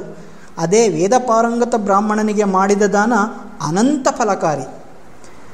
786 ಯಾಕೆಂದರೆ ದಾನ ಸ್ವೀಕರಿಸುವವನ ವಿಶೇಷಗಳಿಗೆ ತಕ್ಕಂತೆ ಮತ್ತು ದಾನ ಕೊಡುವವನ ಶ್ರದ್ಧೆಗೆ ತಕ್ಕಂತೆ ಪರಲೋಕದಲ್ಲಿ ಫಲಪ್ರಾಪ್ತಿಯಾಗುವುದು. ಇನ್ನು ಮುಂದಕ್ಕೆ ಕೆಲವು ಸಂದರ್ಭಗಳಲ್ಲಿ ಬ್ರಾಹ್ಮಣನಿಗೆ ದಾನ ಮಾಡುವುದು ಕಡ್ಡಾಯವೆಂದು ಮನು ವಿಧಿಸುತ್ತಾನೆ. 11.1 ಸಂತಾನಾರ್ಥಿಯಾದವನು, ಯಜ್ಞಾರ್ಥಿಯಾದವನು, ಪಾಂಥ ತನ್ನ ಸೊತ್ತನ್ನೆಲ್ಲ ದಾನ ಮಾಡಿಬಿಟ್ಟವನು, ತನ್ನ ಗುರು, ತಂದೆ ಅಥವಾ ತಾಯಿಯ ಸಲುವಾಗಿ ಬೇಡುವವನು, ವೇದಾಧ್ಯಯನ ನಿರತನಾದವನು ಮತ್ತು ರೋಗಿ. 11.2 ಈ 9 ಬಗೆಯ ಬ್ರಾಹ್ಮಣರನ್ನು ಸ್ನಾತಕರೆಂದೂ ಧರ್ಮಭಿಕ್ಷುಕರೆಂದೂ ಪರಿಗಣಿಸಬೇಕು ಮತ್ತು ಅವರ ವಿದ್ಯಾವಿಶೇಷಕ್ಕೆ ಅನುಗುಣವಾಗಿ ಅವರಿಗೆ ದಾನ ಮಾಡತಕ್ಕದ್ದು. 11.3 ದ್ವಿಜಾಗ್ರರಾದ ಈ ಮಂದಿಗೆ ಅನ್ನ ಸಹಿತ ದಕ್ಷಿಣೆಯನ್ನು ಕೊಡತಕ್ಕದ್ದು, ಇತರರಿಗೆ ಬಹುರ್ವೇದಿ ದಾನ. 11.6 ಏಕಾಂಗಿಯಾದ ವೇದವಿದರಾದ ಬ್ರಾಹ್ಮಣರಿಗೆ ಯಥಾಶಕ್ತಿ ದಾನ ಮಾಡತಕ್ಕದ್ದು. ಹಾಗೆ ಮಾಡಿದರೆ ಸ್ವರ್ಗ ಪ್ರಾಪ್ತಿಯಾಗುತ್ತದೆ. ಬ್ರಾಹ್ಮಣರ ಪಾಲಿಗೆ ದಾನವೇ ಸುಭದ್ರ ಹಾಗೂ ನಿರಂತರ ಆದಾಯದ ಮೂಲ ಆಗುವಂತೆ ಮಾಡಲು ಮನು ಅನುಸರಿಸಿದ 3ನೇ ವಿಧಾನವಂತೂ ನಿಸ್ಸಂದೇಹವಾಗಿ ಅತ್ಯಂತ ಚತುರ ಕುಟಿಲ ಸ್ವರೂಪದ್ದು. ಏನದು? ಮನು ದಾನವನ್ನು ಪ್ರಾಯಶ್ಚಿತ್ತದೊಂದಿಗೆ ಗಂಟು ಹಾಕಿಬಿಟ್ಟ. ಒಂದು ಅನುಚಿತ ಕೃತ್ಯವು ಪಾಪಕೃತ್ಯವಾಗಿದ್ದು ಅಪರಾಧವಲ್ಲದಿರಬಹುದು, ಅಥವಾ ಅದು ಏಕಕಾಲದಲ್ಲಿ ಪಾಪವೂ ಅಪರಾಧವೂ ಆಗಿರಬಹುದು. ಪಾಪಕೃತ್ಯವಾದರೆ ಅದಕ್ಕೆ ಧಾರ್ಮಿಕ ಕಾನೂನಿನ ಶಿಕ್ಷೆ, ಅಪರಾಧವಾದರೆ ಸಾರ್ವತ್ರಿಕ ಕಾನೂನಿನಂತೆ ಶಿಕ್ಷೆ. ಪಾಪಕೃತ್ಯವಾದರೆ ಪಾತಕ ಎಂಬ ಹೆಸರು ಮತ್ತು ಅದಕ್ಕೆ ಪ್ರಾಯಶ್ಚಿತ್ತವೇ ಶಿಕ್ಷೆ. ಮನುವಿನ ಯೋಜನೆಯಲ್ಲಿ ಪ್ರತಿಯೊಂದು ಪಾಪಕೃತ್ಯಕ್ಕೂ ಪ್ರಾಯಶ್ಚಿತ್ತದ ಪರಿಹಾರವಿದೆ. 11.44 ವಿಹಿತ ಕರ್ಮ ಪರಿತ್ಯಾಗ ಮಾಡಿದವನು ಅಥವಾ ನಿಂದಿತ ಆಚಾರದಲ್ಲಿ ತೊಡಗಿದವನು ಮತ್ತು ಇಂದ್ರಿಯ ಪರವಶನಾದವನು ಪ್ರಾಯಶ್ಚಿತ್ತ ಮಾಡಿಕೊಳ್ಳಬೇಕು. 11.45 ತಿಳಿಯದೆ ಮಾಡಿದ ಅಪರಾಧಕ್ಕೆ ಪ್ರಾಯಶ್ಚಿತ್ತವಿದೆ ಎಂದು ಎಲ್ಲರೂ ಹೇಳುತ್ತಾರೆ. ಆದರೆ ಉದ್ದೇಶಪೂರ್ವಕ ಅಪರಾಧಕ್ಕೂ ಪ್ರಾಯಶ್ಚಿತ್ತ ಎಂಬುದು ಶ್ರುತಿ ನಿದರ್ಶನಗಳಿಂದ ತಿಳಿದುಬರುತ್ತದೆ. 11.46 ತಿಳಿಯದೆ ಮಾಡಿದ ಪಾಪಕ್ಕೆ ವೇದಾಭ್ಯಾಸವೇ ಪ್ರಾಯಶ್ಚಿತ್ತ, ಆದರೆ ತಿಳಿದು ಮಾಡಿದ ಪಾಪಕೃತ್ಯಕ್ಕೆ ವಿವಿಧ ಉಕ್ತ ಪ್ರಾಯಶ್ಚಿತ್ತಗಳಿವೆ. 11.53 ಇಂತಹ ಪೂರ್ವ ಕರ್ಮದೋಷಗಳಿಂದ ಜಡ, ಮೂಕ, ಕುರುಡ, ಕಿವುಡ ಮತ್ತು ವಿಕೃತ ಮಕ್ಕಳು ಹುಟ್ಟುತ್ತವೆ. 11.54 ಪ್ರಾಯಶ್ಚಿತ್ತದಿಂದ ಪಾಪ ಪರಿಹಾರ ಮಾಡಿಕೊಳ್ಳದೆ ಹೋದರೆ ಹಿಂದೆ ಹೇಳಿದ ದುರ್ಲಕ್ಷಣಗಳ ಜನ್ಮ ಉಂಟಾಗುವುದು. ಮನು ಹೇಳುವ ಪ್ರಾಯಶ್ಚಿತ್ತ ಮಾರ್ಗಗಳು ಅನೇಕವಿದ್ದು ವಿವರಗಳಿಗೆ ಕುತೂಹಲಿಗಳು ಮನುಸ್ಮೃತಿಯನ್ನೇ ನೋಡಬಹುದು. ಇಲ್ಲಿ ಗಮನಾರ್ಹ ಸಂಗತಿ ಎಂದರೆ ಇವೆಲ್ಲ ಪ್ರಾಯಶ್ಚಿತ್ತಗಳಿಂದ ಬ್ರಾಹ್ಮಣರಿಗೆ ಐಹಿಕ ಲಾಭ ಒದಗುವಂತೆ ನಿಯೋಜಿಸಲಾಗಿದೆ. ಕೆಲವು ಬಗೆಯ ಪ್ರಾಯಶ್ಚಿತ್ತಗಳಲ್ಲಿ ಬ್ರಾಹ್ಮಣರಿಗೆ ದಾನ ಕೊಟ್ಟರೆ ಸಾಕು. ಇನ್ನು ಕೆಲವು ಪ್ರಾಯಶ್ಚಿತ್ತಗಳಲ್ಲಿ ಧಾರ್ಮಿಕ ಆಚರಣೆಗಳನ್ನು ವಿಧಿಸಲಾಗಿದೆ. ಆದರೆ ಧಾರ್ಮಿಕ ಆಚರಣೆಗಳನ್ನು ಬ್ರಾಹ್ಮಣರಲ್ಲದೆ ಇನ್ನಾರೂ ಮಾಡುವಂತೆಯೂ ಇಲ್ಲ. ಮತ್ತು ಯಾವುದೇ ಧಾರ್ಮಿಕ ಆಚರಣೆಗೆ ದಕ್ಷಿಣೆ ತರುವುದು ಕಡ್ಡಾಯ. ಹಾಗಾಗಿ ದಾನ ವ್ಯವಸ್ಥೆಯಿಂದ ಲಾಭವಾಗುವುದು ಬ್ರಾಹ್ಮಣರಿಗೆ ಮಾತ್ರ. ಆದ್ದರಿಂದ ಬ್ರಾಹ್ಮಣರ ಎದುರು ಮನು ವಿನಯ, ಬಡತನ ಮತ್ತು ಸೇವೆಗಳ ಆದರ್ಶ ಇರಿಸಿದ್ದನೆಂಬುದು ಎಂದು ಹೇಳುವುದು ಅಸಂಗತವಾಗುತ್ತದೆ. ಬ್ರಾಹ್ಮಣರಂತೂ ಮನುವನ್ನು ಎಂದೂ ಹಾಗೆ ಅಪಾರ್ಥ ಮಾಡಿಕೊಳ್ಳಲಿಲ್ಲ. ಹಾಗೆ ನೋಡಿದರೆ ಅವರು ತಾವು ವಿಶೇಷ ಸವಲತ್ತುಗಳ ವರ್ಗವೆಂದೇ ಭಾವಿಸಿದ್ದಷ್ಟೇ ಅಲ್ಲ, ಈ ಸವಲತ್ತುಗಳನ್ನು ಬೇರೆ ಬೇರೆ ದಿಕ್ಕುಗಳಲ್ಲಿ ವಿಸ್ತರಿಸಲೂ ಮುಂದಾದರು. ಇದನ್ನು ನಂತರ ಚರ್ಚಿಸೋಣ. ಅಂತೂ ಅವರ ದೃಷ್ಟಿಯಲ್ಲಿ ಅವರ ಕೃತ್ಯ ಸಂಪೂರ್ಣ ಸಮರ್ಥನೀಯವಾಗಿತ್ತು. ಮನು ಬ್ರಾಹ್ಮಣರನ್ನು ಭೂಸುರರು ಎಂದು ಕರೆದ ಮತ್ತು ಅವರು ಅದೇ ಸ್ಥಾನದಲ್ಲಿ ಉಳಿಯುವಂತೆ ಜಾಗರೂಕತೆಯಿಂದ ಕಾನೂನು ರೂಪಿಸಿದ. ಬ್ರಾಹ್ಮಣ ಆಳ್ವಿಕೆ ಮತ್ತು ಬ್ರಾಹ್ಮಣ ಹಿರಿಮೆಗೆ ಪೂರ್ಣ ಅವಕಾಶ ಕಲ್ಪಿಸಿದ ಮೇಲೆ ಮನು ತನ್ನ ಉದ್ದೇಶಕ್ಕೆ ಹೊಂದುವಂತೆ ಸಮಾಜವನ್ನೇ ಮಾರ್ಪಡಿಸಲು ಮುಂದಾಗುತ್ತಾನೆ. ಬ್ರಾಹ್ಮಣ ಧರ್ಮವು ದಿಗ್ವಿಜಯ ಸಾಧಿಸಿದ ಮೇಲೆ ಮೊದಲು ಕೈ ಹಾಕಿದ್ದು ವರ್ಣವನ್ನು ಜಾತಿಯಾಗಿ ರೂಪಾಂತರಿಸುವ ಅಗಾಧವಾದ ಹಾಗೂ ಸ್ವಾರ್ಥ ಸಾಧನೆಯ ಕೆಲಸದಲ್ಲಿ. ಈ ಬದಲಾವಣೆಯನ್ನು ಸಾಧಿಸಲು ಬ್ರಾಹ್ಮಣ ಧರ್ಮ ಇಟ್ಟ ಹೆಜ್ಜೆಗಳ ಸ್ಪಷ್ಟ ದಾಖಲೆಗಳು ನಮಗೆ ಸಿಕ್ಕಿಲ್ಲ. ಇದಕ್ಕೆ ಪ್ರತಿಯಾಗಿ ವರ್ಣ ಹಾಗೂ ಜಾತಿಗಳ ಸಂಬಂಧ ಕುರಿತ ಗೊಂದಲಮಯ ಆಲೋಚನೆಗಳು ದಂಡಿಯಾಗಿವೆ. ತಾವು ಭಿನ್ನ ಚಿಂತಕರೆಂದು ಕರೆದುಕೊಳ್ಳುವವರು ಸಮಾಜ ವ್ಯವಸ್ಥೆಯಲ್ಲಿ ಭಿನ್ನ ಗೋತ್ರ ವಿವಾಹದ ನಿಷೇಧ ಉಂಟಾದ ಮೇಲೆ ವರ್ಣವೇ ಜಾತಿ ಆಯಿತೆಂದು ಭಾವಿಸುತ್ತಾರೆ. ಈ ಬಗೆಯ ಚಿಂತನೆ ದೋಷಪೂರಿತವಾದದ್ದು. ಮನು ವರ್ಣವನ್ನು ಜಾತಿಯಾಗಿ ರೂಪಾಂತರಿಸುವಾಗ ತನ್ನ ಉದ್ದೇಶವೇನೆಂದು ಎಲ್ಲೂ ಬಿಡಿಸಿ ಹೇಳಿಲ್ಲ. ಹಾಗೆಯೇ ತನ್ನ ವಿಧಾನಗಳಿಗೂ ಉದ್ದೇಶಕ್ಕೂ ಇರುವ ಸಂಬಂಧವನ್ನು ವಿವರಿಸಿಲ್ಲವಾದ್ದರಿಂದಲೇ ಈ ಬಗೆಯ ದೋಷಯುಕ್ತ ಚಿಂತನೆ ಚಾಲ್ತಿಯಲ್ಲಿದೆ. ಆಸ್ಕರ್ ವೈಲ್ಡ್ ಹೇಳುವಂತೆ, ಎಲ್ಲರಿಗೂ ಅರ್ಥವಾಗುವುದು, ಸುಲಭಗ್ರಾಹ್ಯವಾಗುವುದು ಎಂದರೆ ನಿಜದಲ್ಲಿ ಹಾಕಿಕೊಳ್ಳುವುದು ಎಂದೇ ಅರ್ಥ. ಮನು ಎಲ್ಲಿಯೂ ಸಿಕ್ಕಿ ಹಾಕಿಕೊಳ್ಳಲು ತಯಾರಿರಲಿಲ್ಲ. ಆದ್ದರಿಂದಲೇ ಆತ ತನ್ನ ವಿಧಾನಗಳು ಹಾಗೂ ಉದ್ದೇಶಗಳ ಬಗ್ಗೆ ಮೌನ ವಹಿಸಿ ಜನರ ಕಲ್ಪನೆಗೆ ಬಿಟ್ಟಿದ್ದಾನೆ. ಹಿಂದೂಗಳಿಗಂತೂ ಈ ವಿಷಯ ತೀರಾ ಮಹತ್ವದ್ದು. ಮನುವಿನ ಯೋಜನೆಯನ್ನು ಬೇರೆಯವರು ಬೇರೆ ಬೇರೆ ಥರ ಕಲ್ಪಿಸಿಕೊಳ್ಳುವ ಗೊಂದಲವನ್ನು ನಿವಾರಿಸಲು, ಅಲ್ಲದೆ ಸಮಾಜಕ್ಕೆ ಆಧಾರರೂಪ ವ್ಯವಸ್ಥೆಯಾದ ವರ್ಣದ ಮೂಲ ಕಲ್ಪನೆಗೆ ಬ್ರಾಹ್ಮಣ ಧರ್ಮ ನೀಡಿದ ದುಷ್ಟ ತಿರುವಿನ ಮೇಲೆ ಬೆಳಕು ಚೆಲ್ಲಲು ಇಲ್ಲಿ ಸ್ಪಷ್ಟೀಕರಣ ಬೇಕಿದೆ. ನಾನು ಮೊದಲೇ ಹೇಳಿದ ಹಾಗೆ ಮನುವಿನ ವಿಧಾನಗಳು ನಿಗೂಢವಾದ್ದರಿಂದ ವರ್ಣವು ಹೇಗೆ ಜಾತಿಯಾಗಿ ರೂಪಾಂತರಗೊಂಡಿತೆಂಬ ವಿವರವಾದ ಮತ್ತು ಕಾಲಕ್ರಮಾನುಗತ ಚರಿತ್ರೆಯನ್ನು ಇಲ್ಲಿ ಕೊಡಲಾರೆವು. ಆದರೆ ಅದೃಷ್ಟವಶಾತ್ ಈ ಬದಲಾವಣೆ ಹೇಗಾಯಿತೆಂದು ಸೂಚಿಸುವ ಮೈಲುಗಲ್ಲುಗಳಂತೂ ಸುಸ್ಪಷ್ಟವಾಗಿವೆ. ಈ ರೂಪಾಂತರವನ್ನು ವಿವರಿಸುವ ಮುನ್ನ ವರ್ಣ ಮತ್ತು ಜಾತಿಗಳ ನಡುವಿನ ಗೊಂದಲವನ್ನು ಮೊದಲು ಪರಿಹರಿಸಿಬಿಡುತ್ತೇನೆ. ಅದಕ್ಕೆ ಇವೆರಡರ ನಡುವಣ ಹೋಲಿಕೆ ಮತ್ತು ವ್ಯತ್ಯಾಸಗಳನ್ನು ಗುರುತಿಸುವುದು ಮುಖ್ಯ. ಒಂದು ಅರ್ಥದಲ್ಲಿ ವರ್ಣ ಹಾಗೂ ಜಾತಿಗಳೆರಡೂ ಸಮಾನ ಶಬ್ದಗಳು, ಎರಡೂ ಅಂತಸ್ತು ಹಾಗೂ ವೃತ್ತಿಯ ಸೂಚಕಗಳು. ಆದರೆ ವರ್ಣ ಜಾತಿಗಳು ಒಂದು ಮುಖ್ಯ ಅಂಶದಲ್ಲಿ ಭಿನ್ನವಾಗುತ್ತವೆ. ವರ್ಣವು ಅಂತಸ್ತಿನಲ್ಲಾಗಲಿ ವೃತ್ತಿಯಲ್ಲಾಗಲಿ ಆನುವಂಶಿಕವಲ್ಲ. ಆದರೆ ಅಂತಸ್ತು ಹಾಗೂ ವೃತ್ತಿಗಳು ಆನುವಂಶಿಕವಾಗಿ ತಂದೆಯಿಂದ ಮಗನಿಗೆ ಹರಿದು ಬರುವ ವ್ಯವಸ್ಥೆಯನ್ನು ಜಾತಿ ಸೂಚಿಸುತ್ತದೆ. ಬ್ರಾಹ್ಮಣ ಧರ್ಮವು ವರ್ಣವನ್ನು ಜಾತಿಯಾಗಿ ಪರಿವರ್ತಿಸಿತು ಎಂಬ ನನ್ನ ಮಾತಿನ ಅರ್ಥ ಅದು ಅಂತಸ್ತು ಹಾಗೂ ವೃತ್ತಿಗಳನ್ನು ಆನುವಂಶಿಕಗೊಳಿಸಿತು ಎಂಬುದು. ಬ್ರಾಹ್ಮಣ ಧರ್ಮವು ವರ್ಣವನ್ನು ಜಾತಿಯಾಗಿ ಪರಿವರ್ತಿಸಿತು ಎಂಬ ನನ್ನ ಮಾತಿನ ಅರ್ಥ ಅದು ಅಂತಸ್ತು ಹಾಗೂ ವೃತ್ತಿಗಳನ್ನು ಆನುವಂಶಿಕಗೊಳಿಸಿತು ಎಂಬುದು. ಈ ರೂಪಾಂತರ ಸಾಕಾರಗೊಂಡಿದ್ದು ಹೇಗೆ? ನಾನು ಮೊದಲೇ ಹೇಳಿದ ಹಾಗೆ ಈ ಬದಲಾವಣೆಯನ್ನು ಸಾಧಿಸಲು ಬ್ರಾಹ್ಮಣ ಧರ್ಮ ಕೈಗೊಂಡ ಕ್ರಮಗಳ ಹೆಜ್ಜೆ ಗುರುತುಗಳಂತೂ ಕಾಣುವುದಿಲ್ಲ. ಆದರೆ ಮೈಲಿಗಲ್ಲುಗಳಂತೂ ಇದ್ದೇ ಇವೆ. ಇವು ಹಂತ ಹಂತವಾಗಿ ಆದ ಬದಲಾವಣೆ. ವರ್ಣವು ಜಾತಿಯಾಗಿ ರೂಪಾಂತರ ಹೊಂದುವಲ್ಲಿ 3 ಹಂತಗಳಂತೂ ಸುಸ್ಪಷ್ಟವಾಗಿ ಗೋಚರಿಸುತ್ತವೆ. ಮೊದಲ ಹಂತ ವರ್ಣವು ಅಂದರೆ ಅಂತಸ್ತು ಹಾಗೂ ವೃತ್ತಿಗಳು ಒಂದು ನಿರ್ದಿಷ್ಟ ಕಾಲಾವಧಿಗೆ ಸೀಮಿತಗೊಂಡಿರುತ್ತಿದ್ದ ಹಂತ. ಎರಡನೇ ಹಂತದಲ್ಲಿ ವರ್ಣದ ಅಂತಸ್ತು ವೃತ್ತಿಗಳು ಒಬ್ಬ ವ್ಯಕ್ತಿಯ ಜೀವಮಾನದವರೆಗೆ ಮಾತ್ರ ಸೀಮಿತವಾಗಿ ಇರುತ್ತಿದ್ದವು. ಕಾನೂನಿನ ಭಾಷೆ ಬಳಸಿ ಹೇಳುವುದಾದರೆ ಮೊದಲು ವರ್ಣದಿಂದ ನಿಗದಿಯಾದ ದರ್ಜೆ ಒಂದು ನಿರ್ದಿಷ್ಟ ಕಾಲಾವಧಿವರೆಗೆ ಮಾತ್ರ ಇರುತ್ತಿತ್ತು. ಮುಂದಕ್ಕೆ ಅದು ಜೀವಮಾನದ ಅಂತಸ್ತಾಯಿತು. ಕೊನೆಘಟ್ಟದಲ್ಲಿ ಅದೇ ಆನುವಂಶಿಕ ಅಂತಸ್ತಾಯಿತು. ಅರ್ಥಾತ್ ವರ್ಣವೇ ಜಾತಿ ಆಯಿತು. ಇದಕ್ಕೆ ಅಡಿಟಿಪ್ಪಣಿ: ನಾನಿಲ್ಲಿ ದಫ್ತರಿ ಮತ್ತು ಪ್ರಜ್ಞಾನೇಶ್ವರ ಯತಿಗಳ ಶೋಧದಿಂದ ದೊರೆತ ಸುಳುವುಗಳನ್ನು ಅನುಸರಿಸಿದ್ದೇನೆ. ದಫ್ತರಿಯ ಧರ್ಮರಹಸ್ಯ ಮತ್ತು ಪ್ರಜ್ಞಾನೇಶ್ವರ ಯತಿಯ ಚಾತುರ್ವರ್ಣ್ಯಗಳು ತಮ್ಮ ಹೊಸ ದೃಷ್ಟಿಕೋನದಿಂದ ಅಮೂಲ್ಯವಾಗಿವೆ. ಅವರು ಸೂಚಿಸಿದ ಹಾದಿಯಲ್ಲಿ ಇನ್ನಷ್ಟು ಸಂಶೋಧನೆ ನಡೆಯುವ ಅಗತ್ಯವಿದೆ. ವರ್ಣವು ಜಾತಿಯಾಗಿ ಬದಲಾದ ಹಂತಗಳಿವು ಎನ್ನಲು ಧಾರ್ಮಿಕ ಗ್ರಂಥಗಳಲ್ಲಿ ದಾಖಲಾದ ಪರಂಪರೆಯನ್ವಯ ಸಾಕಷ್ಟು ಆಧಾರ ಸಿಕ್ಕುತ್ತದೆ. ಈ ಪರಂಪರೆಯಲ್ಲಿ ನಿಜ ಸಂಗತಿ ಅಡಕವಾಗಿದೆ ಎಂದು ಒಪ್ಪದಿರಲು ಯಾವ ಕಾರಣವೂ ಇಲ್ಲ. ಈ ಸಂಪ್ರದಾಯದ ಪ್ರಕಾರ ಒಬ್ಬ ವ್ಯಕ್ತಿಯ ವರ್ಣವನ್ನು ನಿರ್ಧರಿಸಲು ಮನು ಹಾಗೂ ಸಪ್ತಋಷಿಗಳೆಂಬ ಅಧಿಕಾರಿಗಳ ಒಂದು ಸಂಸ್ಥೆ ಇರುತ್ತಿತ್ತು. ಜನಗಳ ಪೈಕಿ ಯಾರು ಕ್ಷತ್ರಿಯ ಹಾಗೂ ವೈಶ್ಯರಾಗಲು ಯೋಗ್ಯರೆಂದು ಮನು ಆರಿಸಿದರೆ, ಬ್ರಾಹ್ಮಣರಾಗಲು ಅರ್ಹರಾದವರನ್ನು ಸಪ್ತಋಷಿಗಳು ಆರಿಸುತ್ತಿದ್ದರು. ಮನು ಹಾಗೂ ಸಪ್ತಋಷಿಗಳು ಸೇರಿ ಬ್ರಾಹ್ಮಣ, ಕ್ಷತ್ರಿಯ, ವೈಶ್ಯನಾಗಲು ಯೋಗ್ಯರಾದವರೆಲ್ಲರನ್ನು ಆರಿಸಿದ ಮೇಲೆ ಈ ಪರಿಧಿಯಿಂದ ಹೊರಗೆ ಉಳಿದವರೆಲ್ಲರೂ ಶೂದ್ರರೆಂದು ಕರೆಸಿಕೊಳ್ಳುತ್ತಿದ್ದರು. ಹೀಗೆ ನಿರ್ಧರಿಸಲಾದ ವರ್ಣವ್ಯವಸ್ಥೆ ಒಂದು ಯುಗ ಅರ್ಥಾತ್ 4 ವರ್ಷಗಳ ಕಾಲ ಚಾಲ್ತಿಯಲ್ಲಿರುತ್ತಿತ್ತು. ಪ್ರತಿ 4ನೇ ವರ್ಷ ನೂತನ ಆಯ್ಕೆ ಮಾಡಲು ಮನು ಹಾಗೂ ಸಪ್ತರ್ಷಿಗಳೆಂಬ ಅದೇ ಹೆಸರಿನ ಅಧಿಕಾರ ವರ್ಗವನ್ನು ನೇಮಿಸಲಾಗುತ್ತಿತ್ತು. ಕಳೆದ ಬಾರಿ ಶೂದ್ರರಾದರೂ ಈ ಸಲ ಬ್ರಾಹ್ಮಣ, ಕ್ಷತ್ರಿಯ ಅಥವಾ ವೈಶ್ಯರಾಗಿ ಆಯ್ಕೆಯಾಗಬಹುದಿತ್ತು ಮತ್ತು ಹೋದ ಬಾರಿ ಬ್ರಾಹ್ಮಣ, ಕ್ಷತ್ರಿಯ, ವೈಶ್ಯನಾಗಿ ಆಯ್ಕೆಯಾದವರು ಈ ಬಾರಿ ಶೂದ್ರರ ಪಟ್ಟಿಗೆ ಸೇರಬಹುದಿತ್ತು.